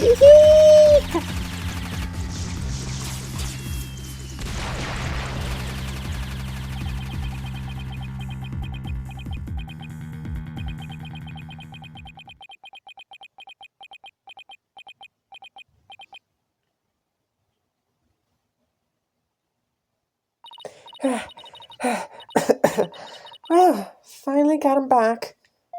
Nice work. This witness is truly a handful. 2, 3, 4. Oh. Miss Sykes, what's the witness's current psychological state? Let's see. He's emotionally all over the map. So his out of control emotions are in control of him now, huh? Does that mean we can calm him down if we can figure out the root cause? Yes. So let's see what we can find. Sarge, can you hear me? Oh, is that you, poor woman Sachs? I'm here. Now, I want you to take a few deep breaths. Just try to relax. Try it with me. Breathe in, breathe out. Breathe in, breathe out. In, out. In, out. And now, let your emotions take you where they will. Go on, just let it all out. Oh, all forces attack. That's the least relaxing breathing exercise I've ever seen.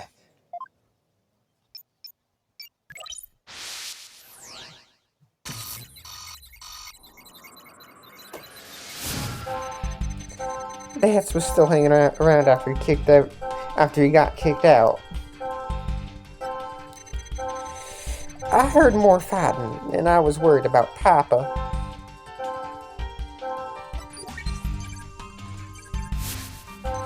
Shoot, so I left my room, but suddenly I got dizzy and passed away. Passed away? What? Passed out. I remember a flame lighting up the room. Papa grinned with the lie. That's when he must have been killed, if only I hadn't passed out. So, he has he has two out-of-control emotions, huh?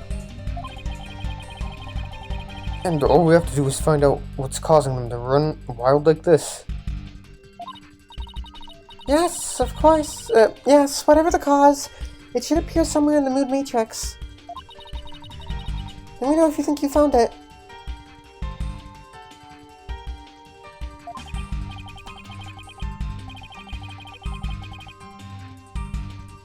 Easier said than done. Don't suppose you have any ideas on where to start? Well, I would think about Sarge's personality and his past.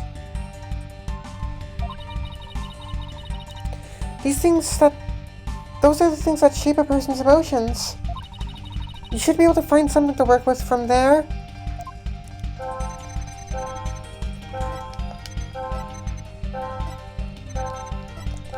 It's the fire. Got it! That's it! Sarge!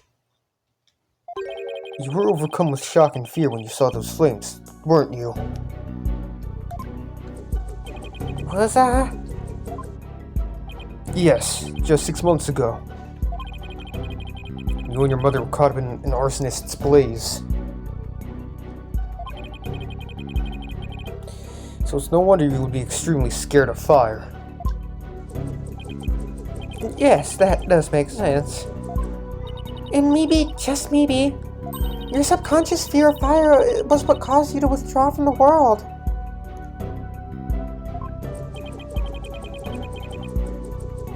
What do you mean, Coleman Sachs? In the outside world, you are bound to come across all sorts of fire. Candles, cigarettes, heck, even the grill at a diner. Even if it's not that often, it's just the idea that you might see them grew bigger and bigger until you couldn't shut it out. I think you might be onto something. Candles, cigarettes, just thinking about them sends a chill down my spine. Wow, the things I take for granted. Now I see. I was afraid of the fire. Strange, I didn't even realize it myself. About that fire, Sarge, could you tell me what was burning?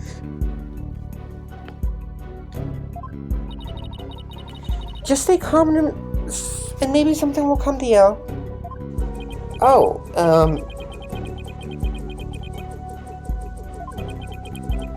no. Oh, I'm starting to remember. It was that relic. That relic Papa was studying. It was on fire. The orb was on fire? Mm-hmm. It's still kind of fuzzy. But yes, the orb was burning right in front of Papa. And there, in the flame, was Mama? Yes, now I remember. I saw Mama appear amid the dancing flames. Wait, what?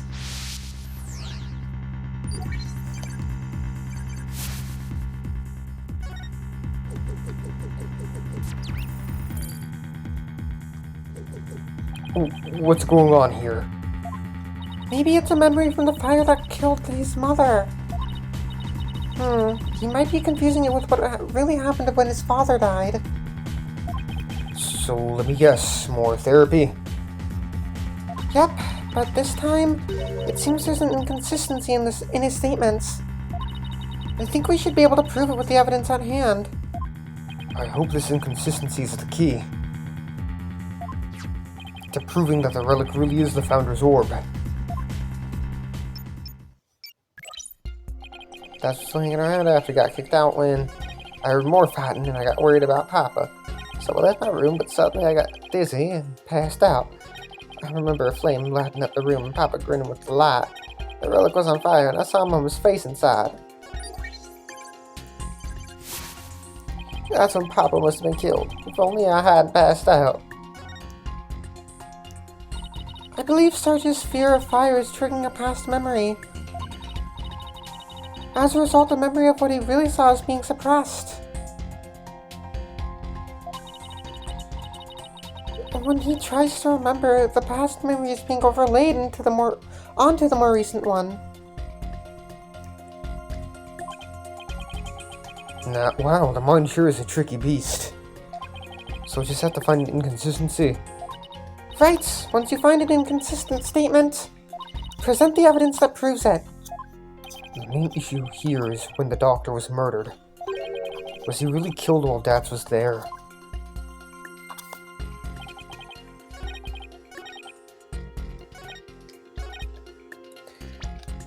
Wrong. Objection! What? Oh. If that's so, would you be so kind to put it out to the court?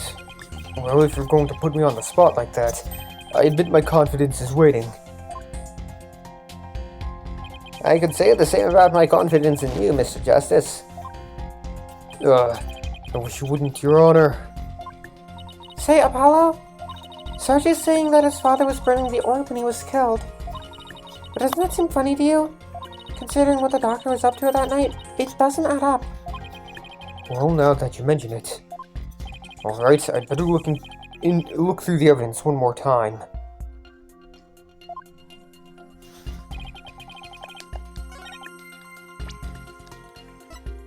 Objection! Don't blame yourself, Sarge. After all, even if you had passed out, the outcome would have been the same. What do you mean? I'm talking about the time of death. Your father wasn't killed right after you left your room. What? Explain yourself at once, Private Justice. You said you saw your father burning the orb, right? But that night he went out to hide it in the cave. So what you saw, Sarge, was something that happened before your father left to hide the orb. Ah! So you see, you didn't pass out right before he was killed. He passed out right before he left for the cave to hide the orb in the ruins within. So, even if I had passed out... That's right. The outcome would have been exactly the same. That's because your father, Dr. Buff, was killed after he returned from the ruins. And therefore, Sarge, there's no need for you to blame yourself. Oh, I see.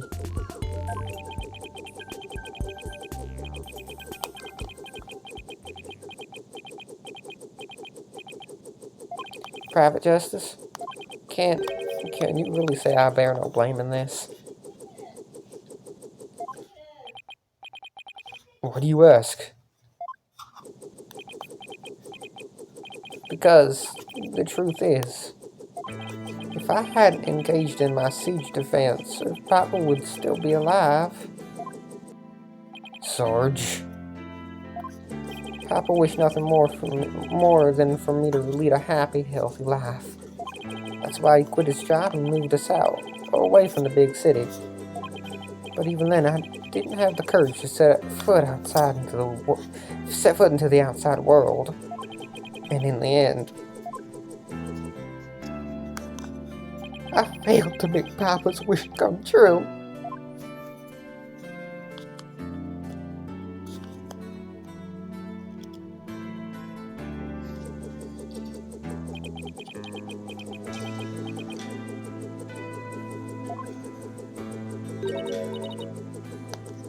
Sarge? I think Athena. Yep. If you want to make your father's wish come true, if that's what you really want, then who's to say it's too late? Why don't you take the first step now? My first step? That's right. You can cast off all your regret. You can stop standing still and start moving forward. You have the power within you. I know from experience. I know what it's like to feel like you do. But only you can decide to take that first step.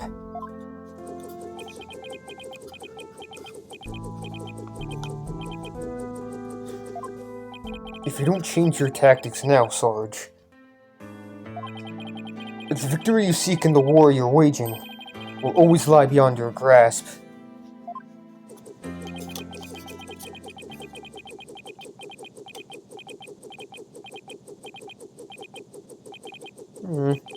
I think I understand now. I've made up my mind. As of this moment, I will suspend my siege defense indefinitely. Yippee, I don't have to hear the fucking swooshing noises from the thing. Why don't you have shoes? I get you're in a wheelchair, but still.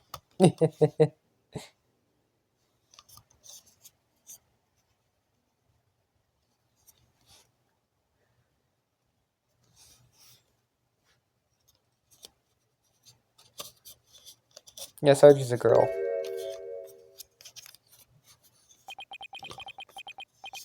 Huh? Sergeant Buff, reporting for duty. What? I thought you were a guy. You're definitely not the gruff drill sergeant I envisioned. Well, my mama was in the Russian army. I was just as shocked, but it certainly explained a few things when I found out too. May I introduce to you Miss Army Buff, age 12. No way. Why does she tank the frame rate? I guess because the model of the thing, the drone is on there. Careful, soldier. Don't forget I could blow you away at a moment's notice. She's just too cute. So, have you always been in a wheelchair, Sarge? Negative. Only since I was injured. In the fire. Your voice sounds awfully different from before.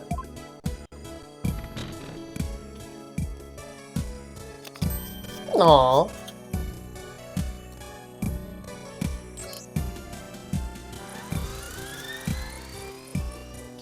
It being so slow is painful. My drone's features a voice modulation device. It's just one of the Army's many technological marvels. Well, you fooled me. I thought some 20-something military fanatic was at the controls. If it's all the same to you troops, I'd like to continue my testimony. I've just remembered something, and it's as crisp and clear as a trumpet at roll call. What did you remember? It wasn't my mother who appeared in that burning orb. It was some lady Papa had shown me a picture of a long time ago. He said it was the Holy Mother, founder of Cryanism. She appeared right there, right in the burning orb. Huh? What did you just say?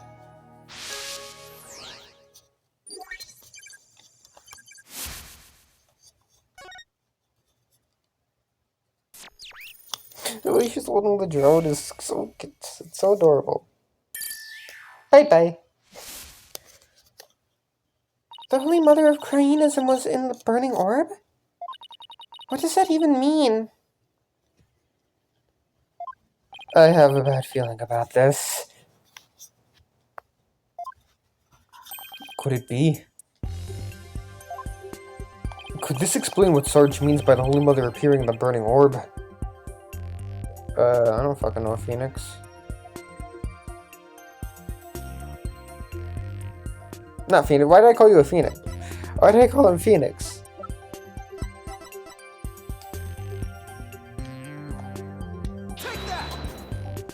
Dr. Buff's research notes?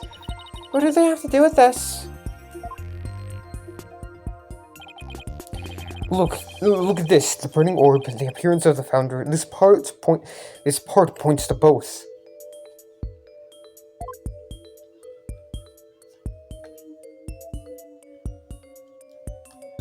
This one? Take that!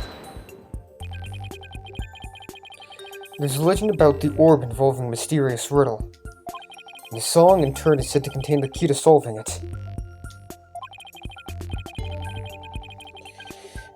If this is true, then I believe the answer lies in this part of the song.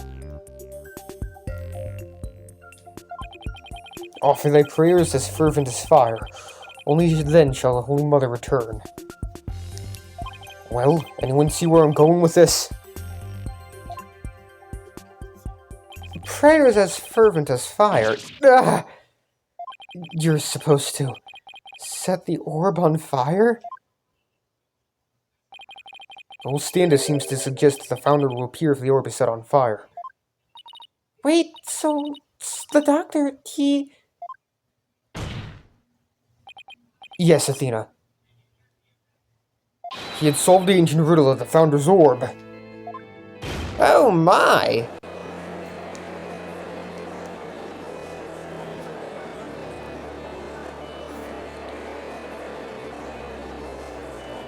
Papa was a great archaeologist, so I believe in him, and I want to believe he achieved his long time dream of solving that riddle before he died. Well, we won't know for sure until we try it for ourselves. Yes, do it, Private Justice, please. I want to see what Papa was searching for with my own eyes. Objection! The plaintiff must object to this. Objection! The plaintiff will stand down and be quiet. Objection! You can't say that! You don't have the right to set a precious relic like that on fire. Objection! Oh, but I do. All I needed was Sarge's permission. Since we still don't know if this treasure is the Founder's Orb or the Crystal of Ami Faye. Any ownership rights to the Dr. had now belongs to his daughter. Therefore, you have absolutely no right to stop us. Very well, Mr. Justice. I never thought I'd be saying this, but you may burn the evidence. Apollo just burns the entire court record. Alright, here we go.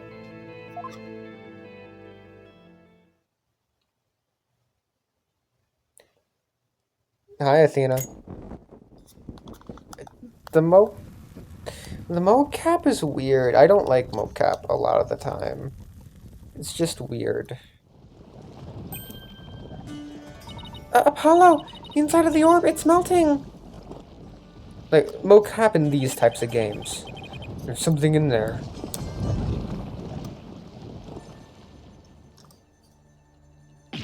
Ugh! Dirk, isn't she?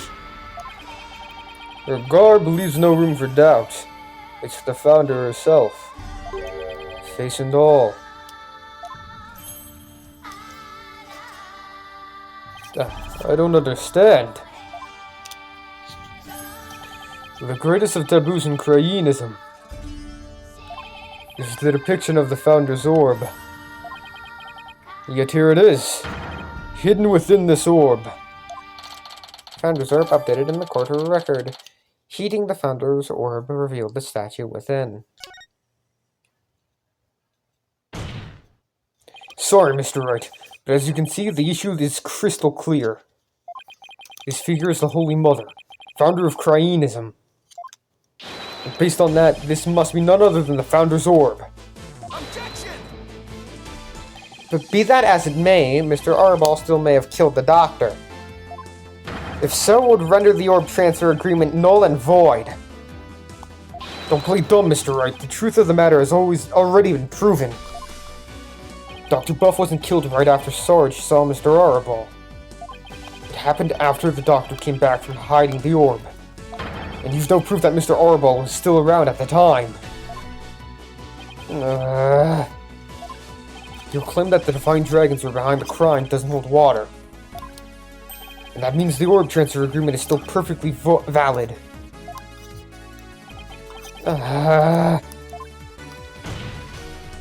Admit it, Mr. Wright. I just burned your whole case to the ground. Oh, no!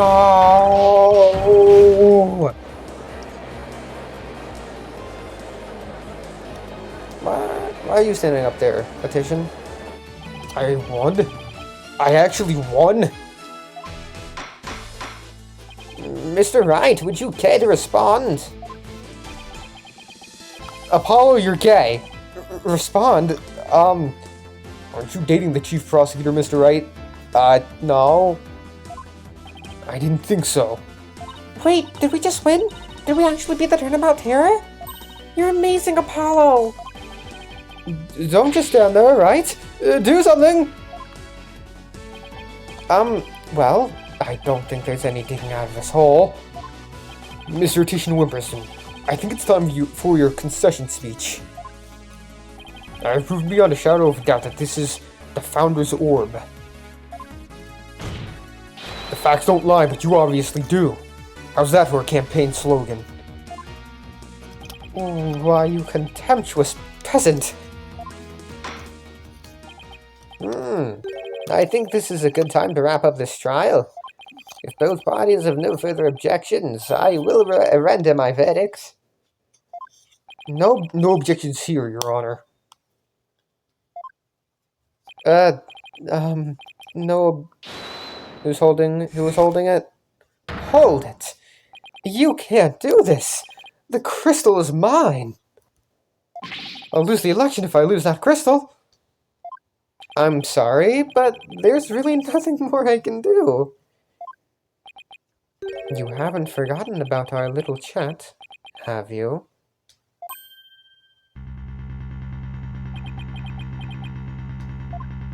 What's going on here? Objection! Your Honor, I object to the defense's last claim. What? I don't believe they have truly proven that the relic is indeed the Founder's Orb. Objection! Mr. Wright, I don't think even you could bluff your way out of this one. What possible argument could you have to claim that this isn't the Founder's Orb? About that? Oh, of course. He can't possibly have hit on something. I always do, Apollo. The defense's assertion is incomplete, and this is why. The defense is basing their claim that this relic is the Founder's Orb on a legend, and that legend claims that the Founder will return when the riddle is solved at last. Right, and that's what happened. The Founder was revealed for all to see. But, Mr. Justice, what about the rest of the legend? Huh? According to the legend, once the Founder returned, she would bestow spiritual power upon the person who solved the riddle.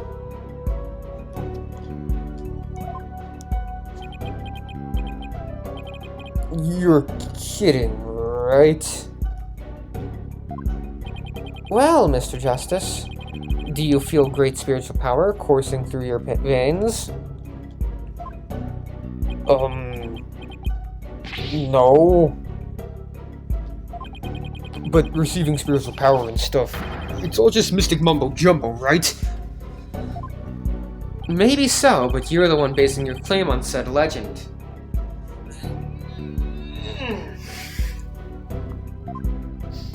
And what we saw here does not fully fulfill it, does it? No, but... Consequently, you cannot rightfully claim that this is the Founder's Orb.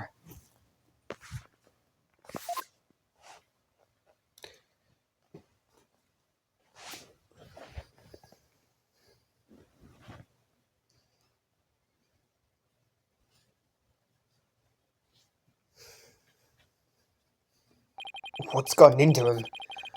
Why is Mr. Wright doing this? It would appear that Mr. Wright has lost a few of his marbles. That couldn't be further from the truth, Your Honor. In any case, I believe this is a good time for a recess. Both sides will have 20 minutes to prepare. I ask that all arguments be ready by then. Oh, and Mr. Wright, you do well to wash up and find your missing marbles by then, too.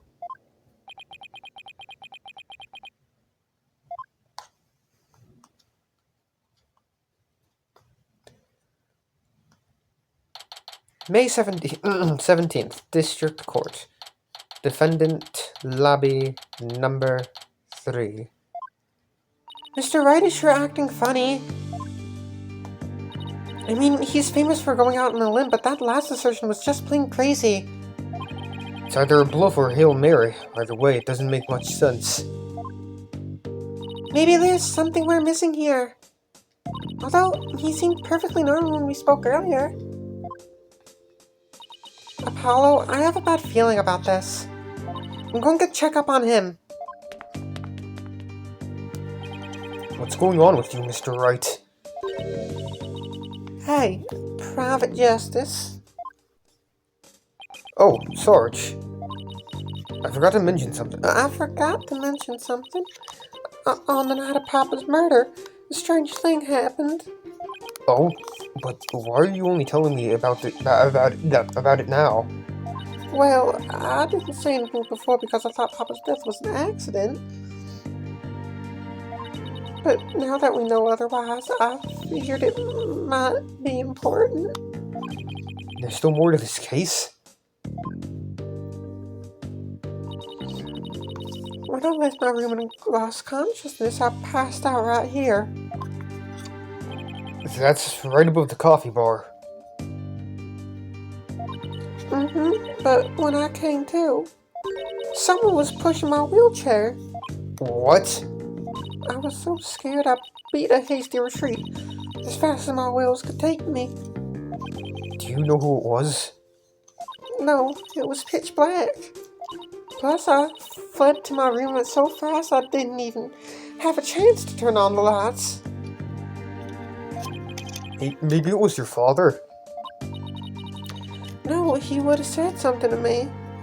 Besides, I'd have known if it was him. So then, it could have been your father's real killer. My thoughts exactly. But you didn't report this to the police. Also, she should be in our court record. Yeah, she should be here now.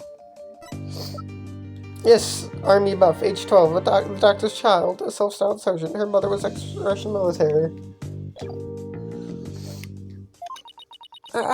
It didn't even occur to me. It's okay. You were obviously still upset, so don't beat yourself up over it. Apollo, this could be really important information.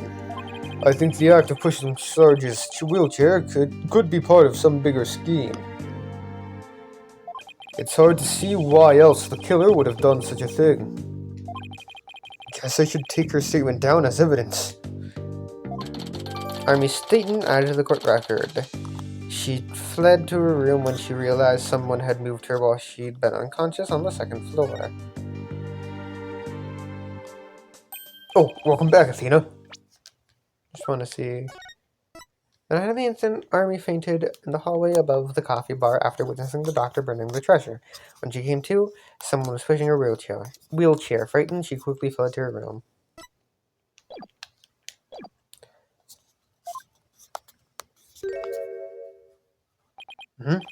What's with the long face?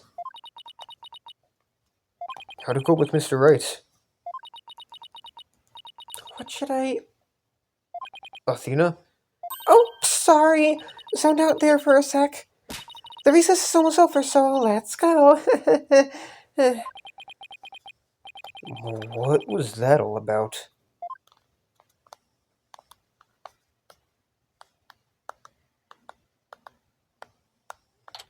May 17th, District Court. Courtroom number 6.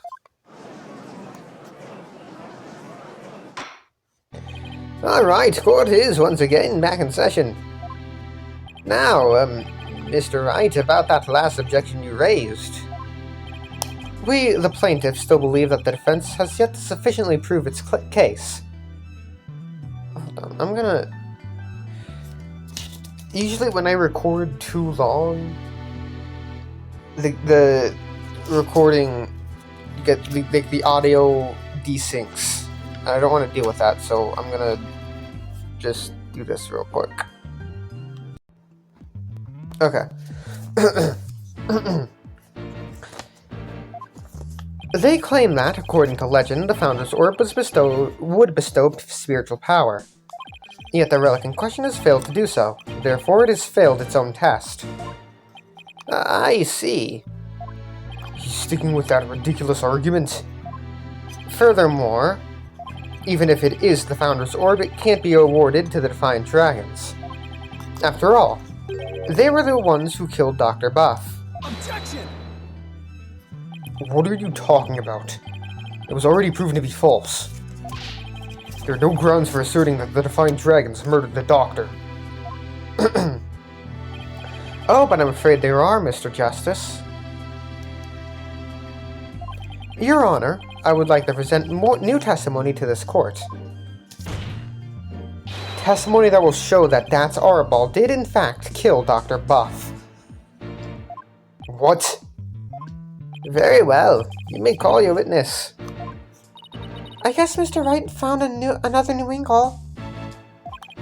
What new testimony could there be this late in the game?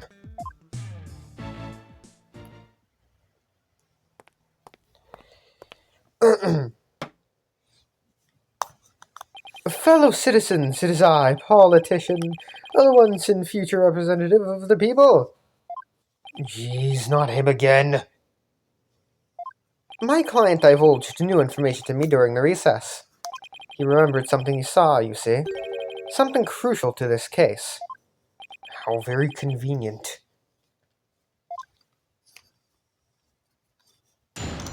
Witness testimonial. That's his crime. It was around 11 at night, and I was out on a mobile meet and greet around the village. That's when I saw Dr. Buff being murdered from outside his study window. Mr. Arabal snuck up from behind and struck him on the head. His weapon of choice? A suitcase. A big, strong man like him could easily swing a heavy suitcase onto someone's head.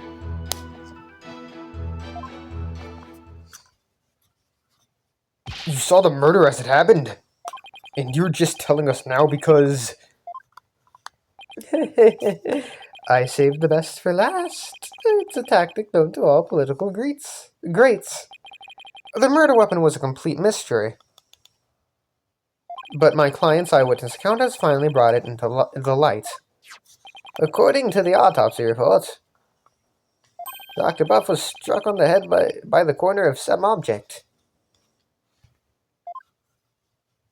I suppose that could very well be the corner of a suitcase. Objection! But eyewitness testimony isn't the same as hard evidence. Oh, I wouldn't worry about that if I were you. What's that supposed to mean? We have physical evidence too. A luminol test revealed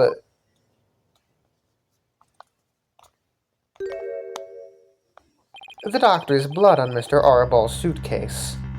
Really? How does that prove Mr. Arabal used it as a weapon? Objection! You should know the answer to that, Mr. Justice.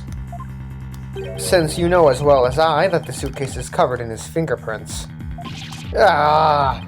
I forgot you dusted it right in front of Emma. I mean, it's his suitcase. Of course it would be covered in his fingerprints. That doesn't prove it was used for murder. The Turnabout terror strikes again. This is quite convincing testimony and evidence. Nevertheless, you may proceed with your cross-examination, Mr. Justice.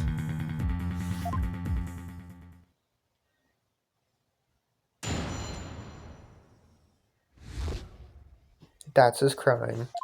It was around 11 at night and I was out on a mobile meet and greet around the village. Hold it! we're on a so-called meet and greet at 11 at night? That's right. It's the perfect time because everyone is at home. You should have seen how the villagers' eyes teared up when they heard what I had to say. With tears of frustration, no doubt. You weren't riding around in your palanquin? That's right. Some village idiot reported me to the police. I have been banned from using it after dark. No wonder, what with all that the noise he makes. So, what exactly did you see then? That's when I saw Dr. Buff being murdered from outside his study window. Hold it! Sounds like you witnessed something rather shocking. Indeed! I didn't even believe it at first. I mean, a vicious murder in Kurain.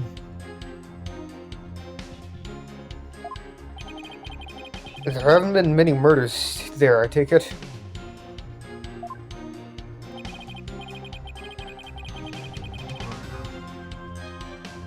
If I'm elected, I promise you that such a terrible tragedy will never happen again.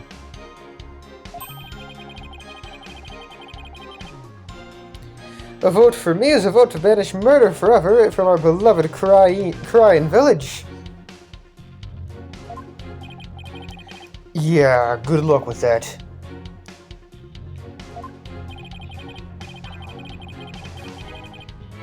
Mr. Titian Whipperson, please tell the court what you saw at the scene of the crime. Mr. Arable snuck up from behind and struck him on the head. Hold it! He snuck up from behind? So you're saying the doctor never even realized Mr. Arable was there? That's right. He was utterly absorbed in a book. I see. What did you see Mr. Arable do next? He climbed up the bookshelf ladder and dumped a bunch of books down on the body.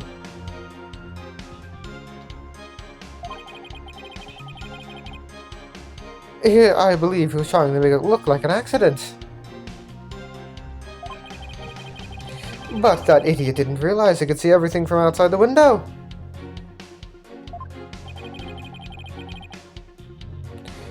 One of those statements doesn't feel right. Your Honor, I believe the witness made an important statement just now about how Dats is an idiot. I think this. If the crime was visible through the window, that's earth-shattering testimony.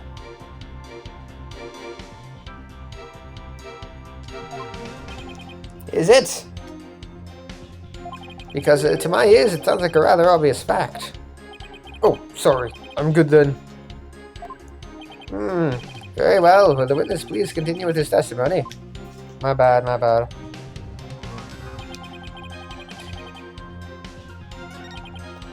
Hold it! That was weird. I'm gonna save.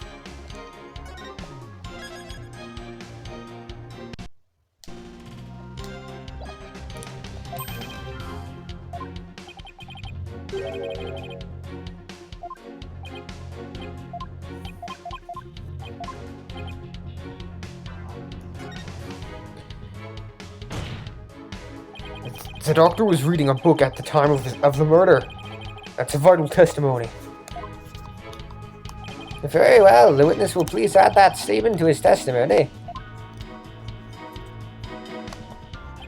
The doctor was standing in front of the bookshelves, absorbed in a book. Hold it! He watched a murderer commit his crime and did nothing to stop it. That doesn't sound like a good way to score points with the voting public. I mean, he was outside. With his story, he would be outside Apollo. I'm a politician, not a superhero. I'm under no obligation to risk life and limb. He sure is quick to deny his application when there's nothing in it for him. I'm getting tired of listening to his endless campaigning and flimsy rationalizations. About your testimony, Mr. Titian Whipperson. You said Mr. Arable struck the doctor from behind while he was absorbed in a book. Yes, that's exactly what happened. His weapon of choice? A suitcase. Hold it! Are you sure? Are you sure? Positive. I saw it with my own two eyes. Yet, despite your certainty, you kept quiet about it until now. No, I was waiting. I knew there would be a perfect chance to talk about it later. Information must always be disclosed in a strategic manner. That is one of the lessons of kingcraft, as taught by the Attian clan. Is there a lesson by chance in the Attian kingcraft guidebook on being honest? Anyway, I saw Mr. Arwell commit that heinous crime. A big, strong man like him could easily swing a heavy suitcase into someone's head. Hold it! I would have to agree. That suitcase is really heavy.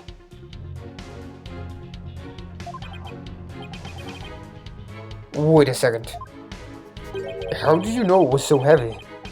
For all you know, it could have been empty. Objection! My client witnessed the crime in progress. So naturally, you saw Mr. Arabal straining to lift what was obviously a heavy suitcase. I can't say I'm a fan of you trying to discredit my client by tripping him up, Mr. Justice. But I'm just doing what you always do, Mr. Wright. But Dr. Buff was struck from behind while he was absorbed in a new book? Must have been really into it. Doesn't add up. What doesn't? That politician is lying. I'm sure of it.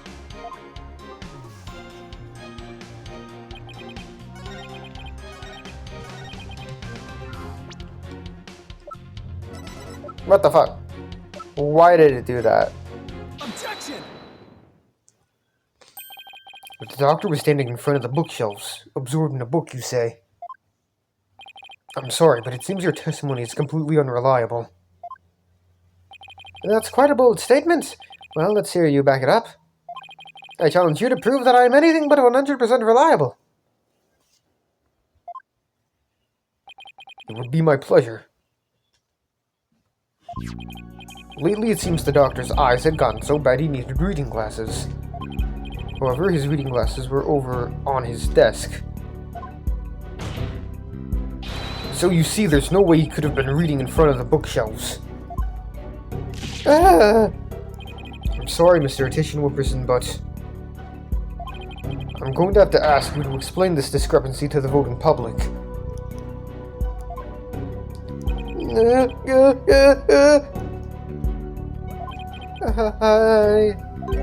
You what? I'll explain it to you, lowly cur. I simply made a mistake, you see. The doctor was actually sitting at his desk when Mr. Arable hit him over the head. But then the doctor would have been facing him. Surely he would have seen him try to run. Dr. Buff was nodding off. I could tell because his eyes were closed, and he wasn't moving. Sounds more like what you would do. Then how do you explain the fact that he was struck on the back of his head? Isn't that something that should be impossible from the front of the desk? Oh, about that. He bowed his head when he nodded off. That's when he was clobbered. So that's what you saw. Well, Mr. Justice, that sounds like a perfectly reasonable explanation to me. Do you have a problem with the proposal that the doctor was struck while nodding off? Just in case. Just in case.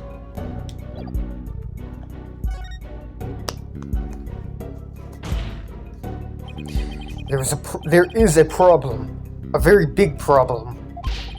The witness's statement just doesn't hold up. The witness's statement doesn't hold up under the slightest bit of scrutiny. Is that so? Then will you please show this court what evidence you have to justify this? Gladly, Your Honor.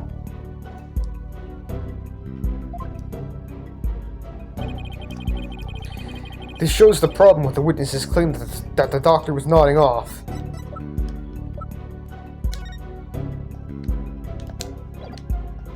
Take that! A diagram of this study. Mr. Titian Wimperson allegedly viewed the murder from here. And the doctor was allegedly nodding off here.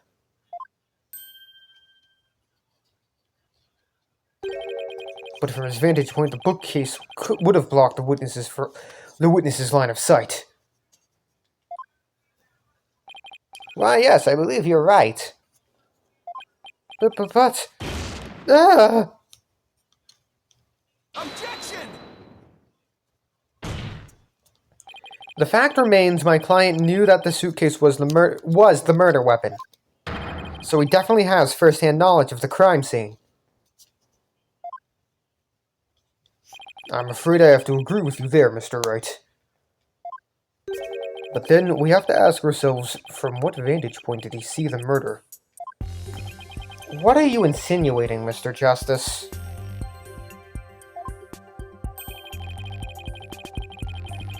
From what vantage point could Mr. Titian Wimperson have seen the dozing doctor?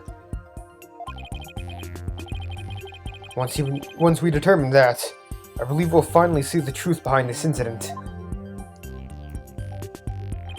The witness saw the murder from right here. Take that!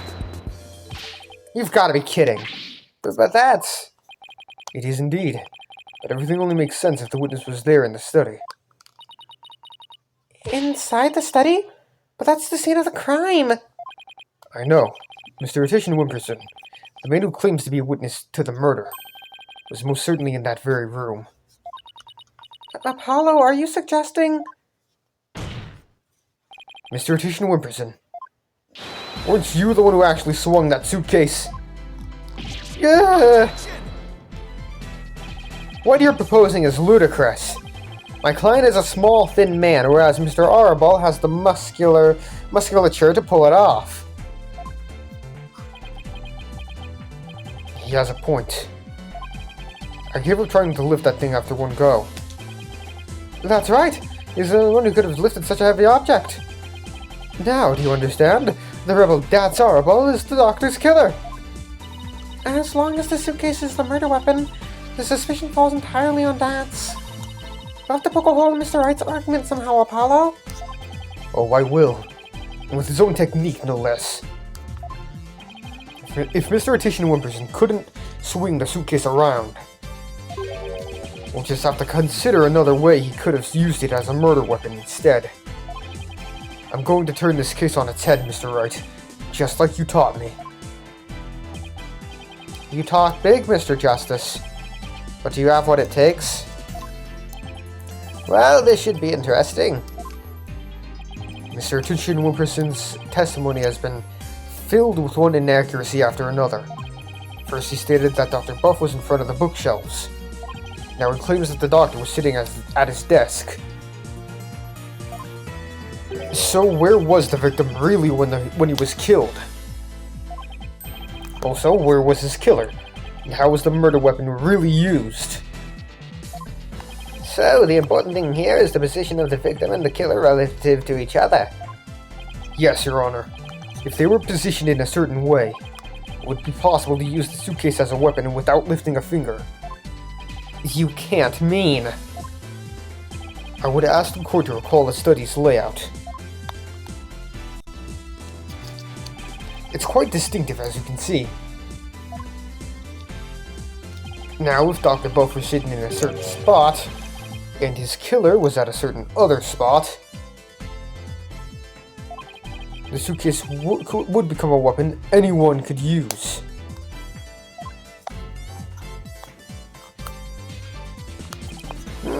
Very well, Mr. Justice. Where was Dr. Buff's killer at the time of the crime? I presented it here earlier. Take that! There? Oh, that's... This should wrap things up nice and pretty for you, Mr. Wright. I would ask the court to recall the study's layout. But this time, instead of thinking in 2 dimensions, let's think in 3. Only then can we clearly see the killer's method of work. At work.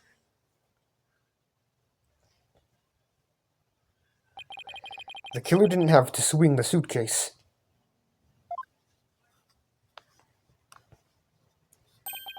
If he used gravity to his advantage, that is.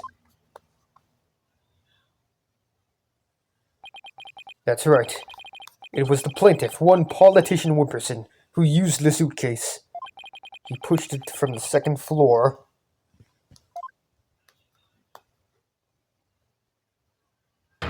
And sent it hurtling down onto Dr. Buff, who was sitting at the coffee bar.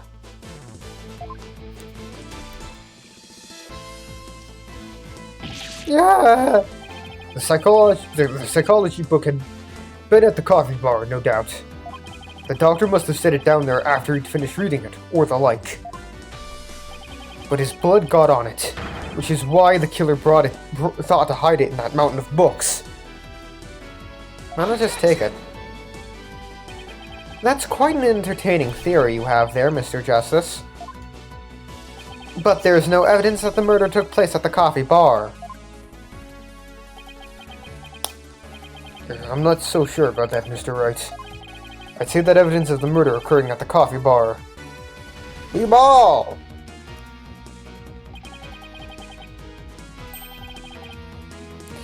The evidence does exist, and I'm going to show you. You are? This right here is proof that the murder took place at the coffee bar.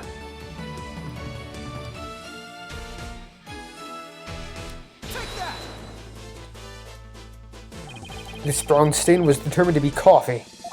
What's more, it was still a bit damp when we saw it yesterday morning. Ah! One look at this book speaks volumes, I'm afraid, Mr. Wright. It tells us the doctor was having a cup of coffee at the coffee bar. That's when the suitcase came hurtling down, striking him in the head. Causing both his blood and his coffee to spatter onto it. Ah! Ah! Well, Mr. Attition Wimperson.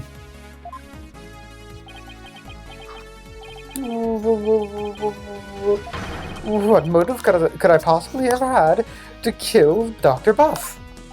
And there it is. That final excuse concerned killers are so fond of. Well, the doctor never returned your crystal to you, did he? Instead, he hid it in the cave ruins. Telling him that the Divine Dragons were a dangerous bunch was a huge blunder. All it did was make him hide the orb. Your lie came back to bite you in the end. Even worse, the doctor saw the news reports, so he knew the relic was the Founder's orb. Being the conscientious researcher he was, he knew he had to return it to its rightful place. And that meant keeping it out of your hands. You were so angry that he refused to return the relic to you. That you killed him with your own hands. Isn't that right, Mr. Attition Wimperson?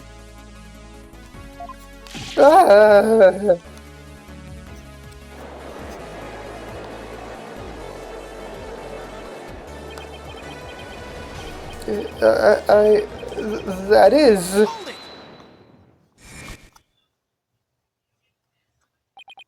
Apollo.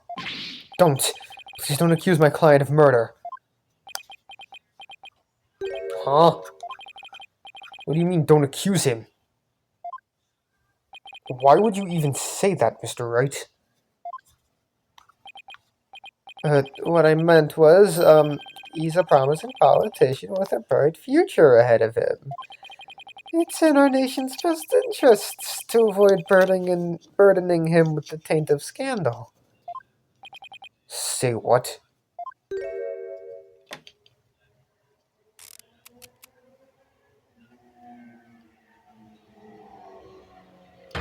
Right. You'd better do something to change the current courtroom climate. I'll be charged with murder. And you know what will happen to her if that happens. What's he talking about? Well, I can ponder that later. For now. Mr. Wright, you can't possibly believe that Mr. Arable is the killer. Are you really going to send an innocent man to prison? I thought you were better than that. Well, Mr. Wright, answer me.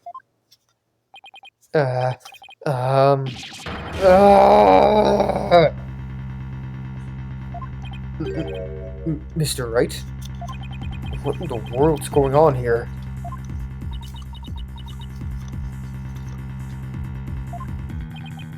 If you won't say anything, then...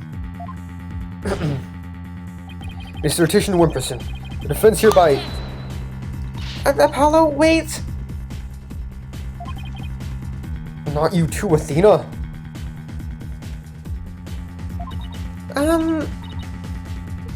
It's just, I wasn't sure whether I should say anything, but during that last recess when I went to check on Mr. Wright, I overheard something I shouldn't have.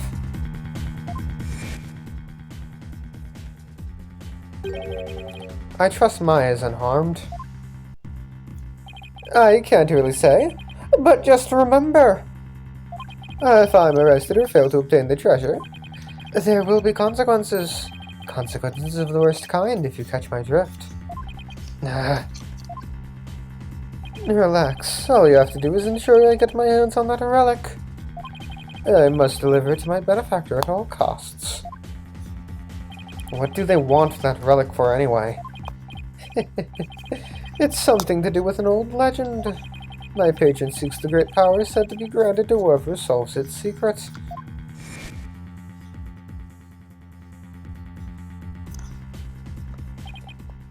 Maya? As in Maya Fey? Yes, the boss's legendary former assistant. Legendary? Okay. Miss Fey's being held hostage? Didn't that happen already once before? So it seems. Why didn't you tell me as soon as you heard this? Sorry, it's just Mr. Wright spotted me before I could slip away, and made me promise not to tell you. He said it would make things difficult if you found out. As if things weren't already hard enough. So that's why Mr. Wright was acting so strange. I had no idea. This must have been excruciating for him. Think, Justice. There's got to be something you can do. Mr. Justice, about that last statement of yours. I believe you're in the middle of accusing the plaintiff of murdering Dr. Bath. Would you care to continue? I'm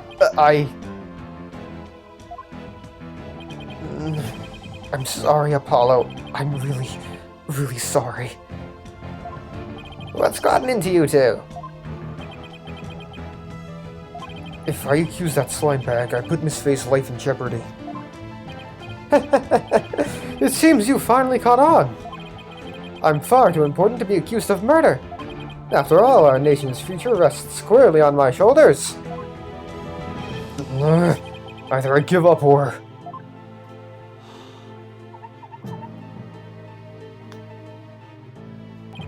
Once I present the crystal to my patron, my victory is assured. Then one day I'll become president, and then king! I'll have every politician at my command. Now, retract your accusation. I can't kowtow to him, but... The defense would like to retract the previous accusation.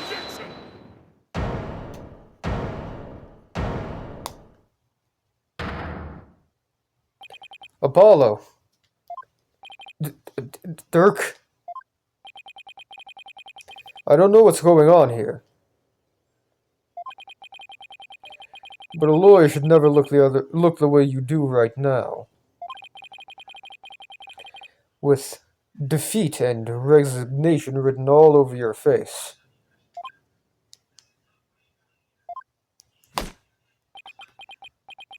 A dragon never yields.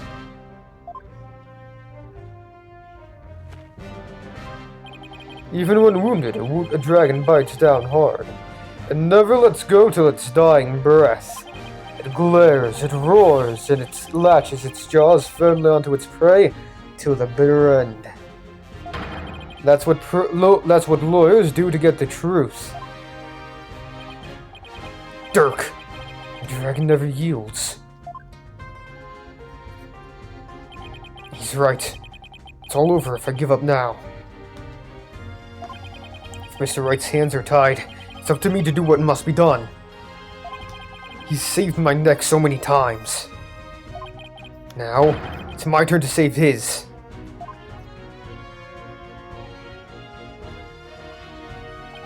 Dirk, thanks for that wake-up call. Heh, now that's the face of a lawyer you've got there, son. Where there's a will, there's a way. I'm going to find the way to save Miss Fay, and see that justice is served.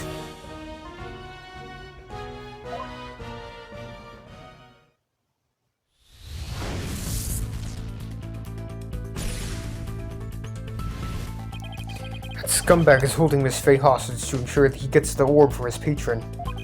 It seems said patron believes in the orb's legend. Thing is, the founder did appear when the orb was exposed to fire, just as the legend said. If the legend is true, then we've already solved the riddle, right?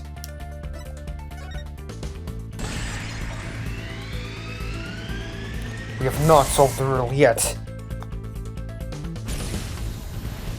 The legend says the founder will bestow great spiritual power when she returns. But if that's true, it means we haven't solved the whole riddle yet. But how can that be? Are you missing something? Wait, maybe that part about the founder returning should be taken literally. How would it be possible for a dead person to return to the world of the living? Channeling. The founder can return through channeling. Oh, I know. There is a way for the dead to return. Spirit channeling. Of course, you'd have to know what the founder looks like first. But the orb has revealed her face to us, so what if it's a sign that we should channel her? Given the facts, in order to solve the riddle and receive the founder's power, I'd need...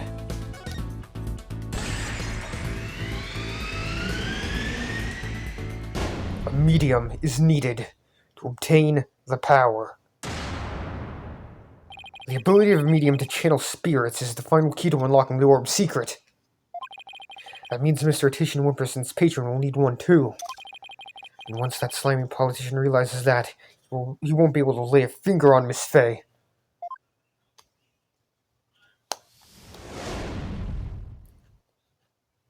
Everything's going to be okay, Mr. Wright.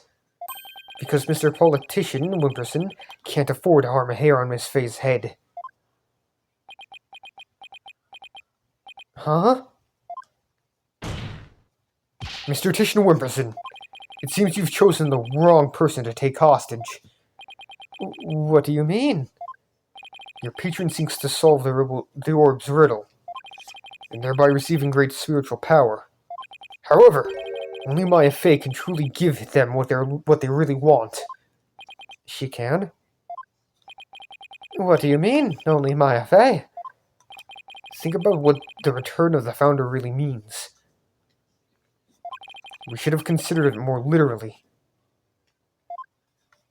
After all, the orb was made in the kingdom of Kurain, the birthplace of spirit mediums. Ah, I think I see now. But you need to know what the deceased looks like in order to channel them. But in Kurainism, depicting the face of the founder is taboo. However, her true face was hidden in the orb.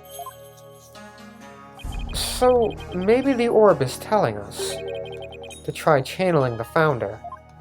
Exactly. Though, through a spirit medium, the Founder can quite literally return. And if the legend is true, the Founder just might bestow spiritual power on someone when she does. It's like when pearls imbued my Magatama with spiritual power. If a human can be imbued with such power in a similar manner... It is said the Founder possesses immense spiritual power. Such a great feat would not necessarily be beyond her. Wait a second. Then the legend is true? Do you understand now, Mr. Attention Wimperson? You're holding hostage the final key to unlocking the orb's secret. And if anything were to happen to her, the riddle would remain unsolved forever. Ah!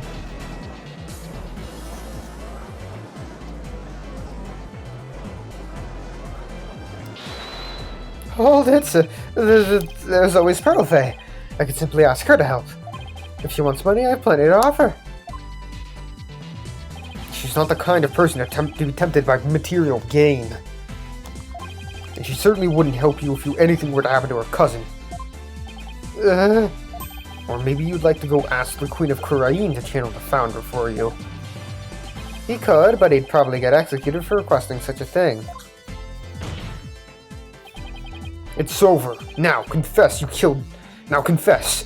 You killed Dr. Buff, didn't you? It wasn't supposed to end this way. Mr. Attention Wimperson, are you admitting to committing the crime? You're my lawyer, Mr. Wright. Do something. It's true that I'm your lawyer, and as such, it's my job to defend you. However, defending my client isn't the only duty a lawyer has. There's something else that's equally as important. And that is finding the truth. Also, I'm not legally obligated to help you anymore, because it has literally just been proven that you've been threatening me. So, like, our contract is null and void now. Go fuck yourself. What? Mr. Attention Wimperson, you have sought to twist the truth in the dirtiest of ways. I was complicit in your hostage-taking, but in a way, I was being held hostage too. Even so, there's still hope for me to make things right. And I owe it all to you, Apollo. Mr. Wright. I can't allow a murderer to walk away scot-free. Therefore, Mr. Attention Wimperson, I must resign as your attorney. No! Does this mean I'm under arrest? No!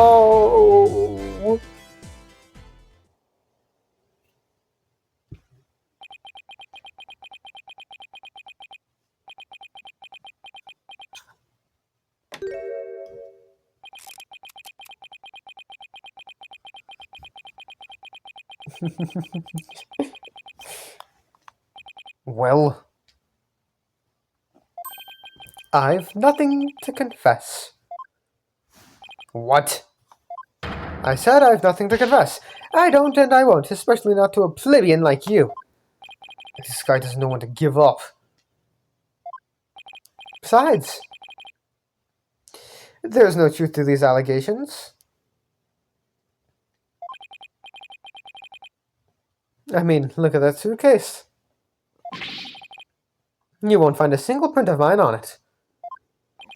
All that means is you wipe them off, taking care to leave only Mr. Arballs. As many a great politician has said before me, no comment. In that case, try switching things up, Apollo. Look at the situation from a different angle. Is there really nothing that points to the suitcase being dropped from up above? Evidence that points to the suitcase being dropped from the second floor.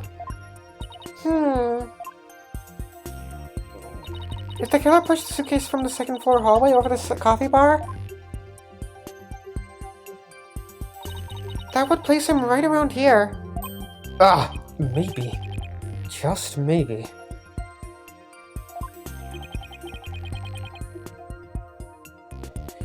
Thought of something, Apollo. I believe this piece of evidence is connected to the dropping of the suitcase. Take that! That appears to be a statement. But how is that related to the case? On the night of the murder, Your Honor, Miss Army Buff physically left her room. That's when she saw the doctor burning the orb, and subsequently passed out. Right above the coffee table. But with her there in her wheelchair, the killer wouldn't have been able to drop the suitcase down onto the doctor. Good point. However, according to Sarge, she woke up just as someone was trying to move her in her wheelchair.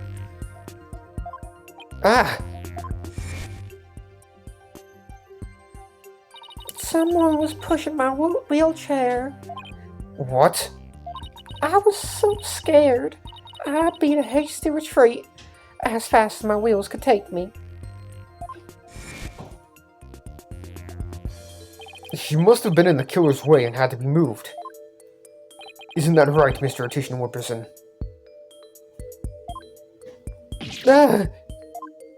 And if the killer had pushed the wheelchair with his bare hands, we may yet find the conclusive evidence we need.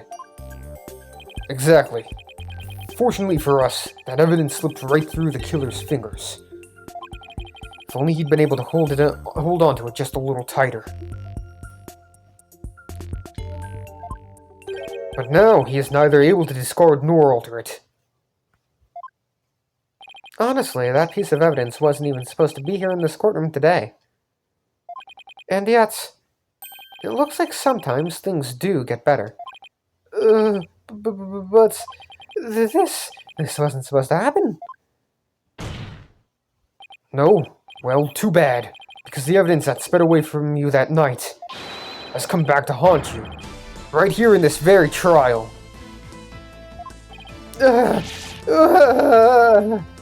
Your Honor, the defense's final piece of evidence is on this person. Oh, we have Maya? Maya Fey, age 28, Mr. Wright's former assistant. She's currently training in Kurain. I'm told she can channel the dead. Take that! That's... On the night of the murder, Sarge passed out, only to come to and find that someone was pushing her wheelchair. That's when she fled back into her room. She didn't physically see a single soul after that. Not until Athena drew her out through that therapy session, that is.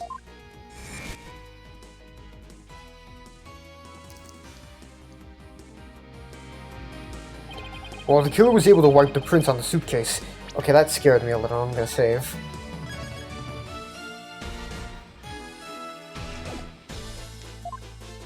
The same can't be said for the prince that got away. My fellow Cryanians.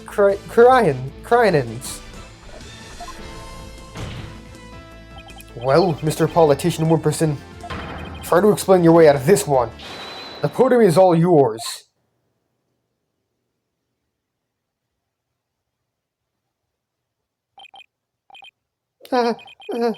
Politician, savior of Cryan. I am not a crook. My political career, it can't end like this. I'm destined for great things. Something's wrong. This isn't real. It's all a dream. Oh, a nightmare. Oh. Huh? What? Wait, really? Ah!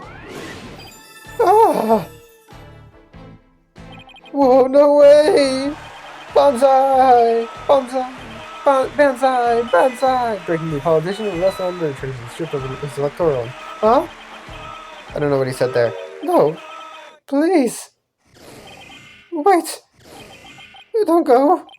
No. No. Please. Oh. Grandpa!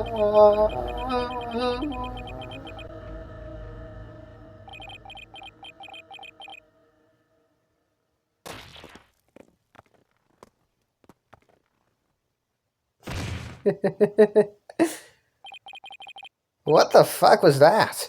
Mr. Titian Wimpison, are you alright? Bailiff, get him to the first aid station on the devil.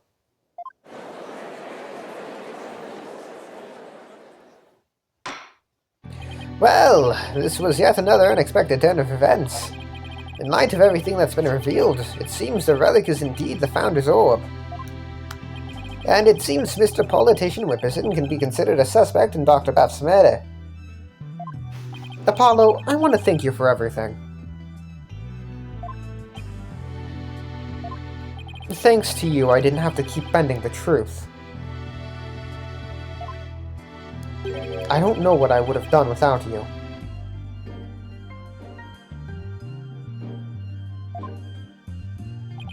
Don't mention it. You're amazing, Apollo! Well, I couldn't have done it without Dirk.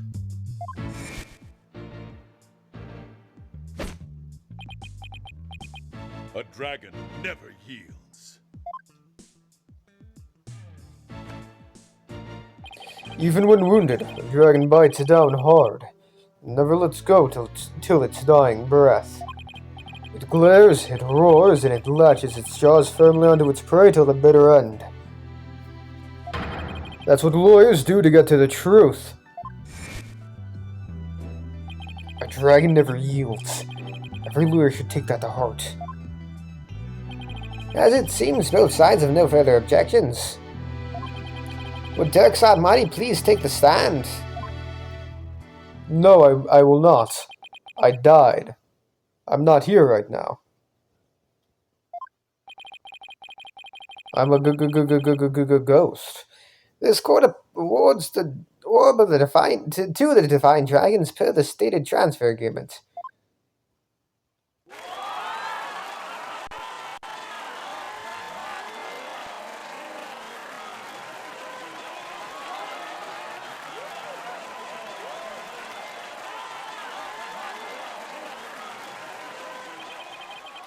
Should the Kingdom of Krain claim ownership? The matter may have to be deliberated in court all over again. I just hope, or shall I pray, that I'm not the judge presiding over that one. Ah, indeed, a trial like that may spark an international incident.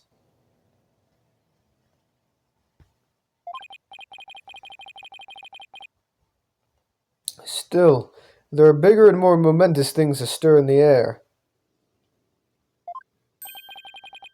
The revolution. Dirk's really serious about this.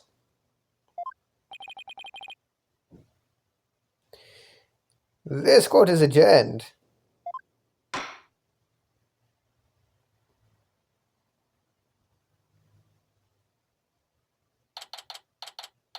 May 17th, District Court. Defendant Lobby number 3. Nice work, son. We've finally broken through the last obstacle on the road to revolution. Revolution? It just doesn't seem real. Yes, well, to think you actually defeated the Fighting Phoenix. All I can say is, that's my boy! Well, Mr. Wright did have his hands tied. Who knows if I'd have won if he'd been able to fight me head on. I see it more like you saved Mr. Wright. Saved him? Yeah, remember what he said?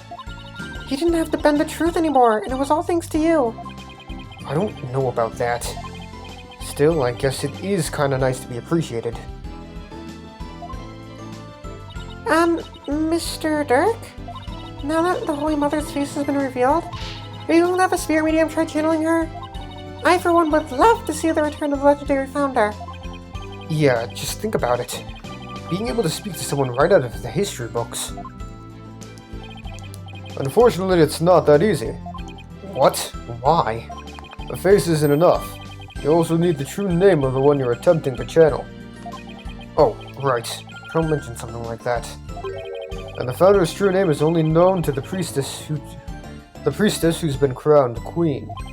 In short, the only living person who knows it is the current queen of Kurain, Garan. Oh, so without her help, we won't be seeing the founder anytime soon. That's no fun. Founder's Orb updated in the court record. The Founder's Orb has appeared from within. The Founder's form has appeared from within. It seems that only the Queen knows the Founder's real name. So, Dirk, what will you do now? First, I'll start by tracing the route by which the orb came into Dr. Buff's hands. Since we now know it was a politician that asked the doctor to study it. Isn't he the one who stole it? No.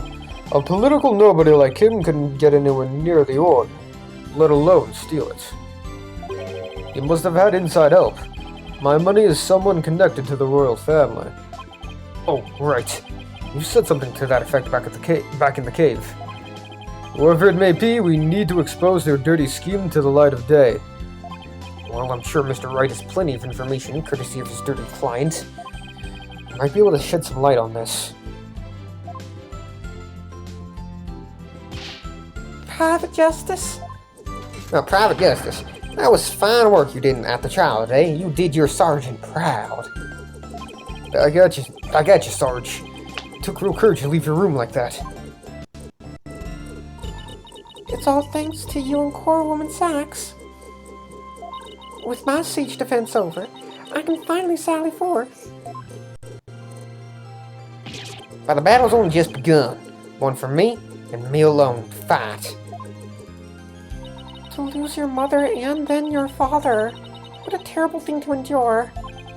Yeah, and being wheelchair-bound doesn't help. Private Justice? I've been thinking. It's about time I stood on my own two feet. After all, I no longer have Papa to coddle me. Huh? I'm afraid I don't follow. Take a good look, soldier. This is one small step for man, and one giant leap for me. That has nothing to do with the army. Your gimmick, 0 out of 10 character. Literally unplayable. I kid. I love her. She's cute. Hold my trunk for me, would you, Private Justice? Yes, sir. What is she up to?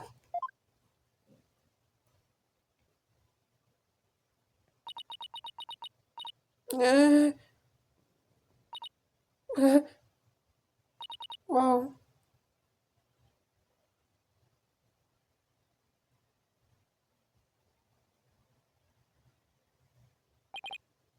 She's standing?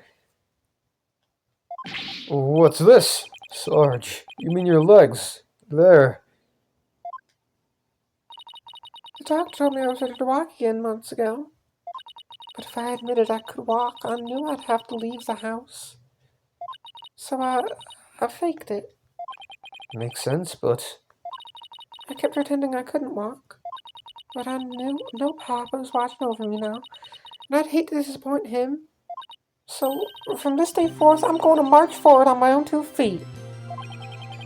What a brave kid, trying to move forward like this.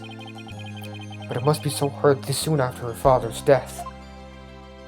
Don't you ever stop. You just keep on walking.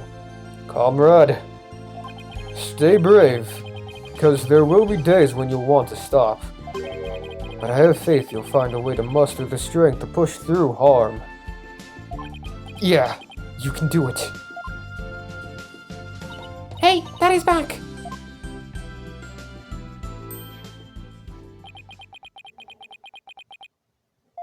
Mr. Wright, what's that look on his face for? Oh, Apollo. Is everything alright with Miss Faye? She's safe. For now. Well then, we'd better go save her quick. Where is she anyway? I'm afraid I have some bad news. Huh? This is bad news. We can't be bees. I didn't make steak. Maya's not here in the States. She's still in Kurain. And she's still being held hostage by the mastermind behind this whole thing. The mastermind? That's right. Politician Wimperson was nothing more than a pawn. Maya's true abductor is in the kingdom of Kurain. What? I don't understand, Mr. Wright. What in the world's going on over there?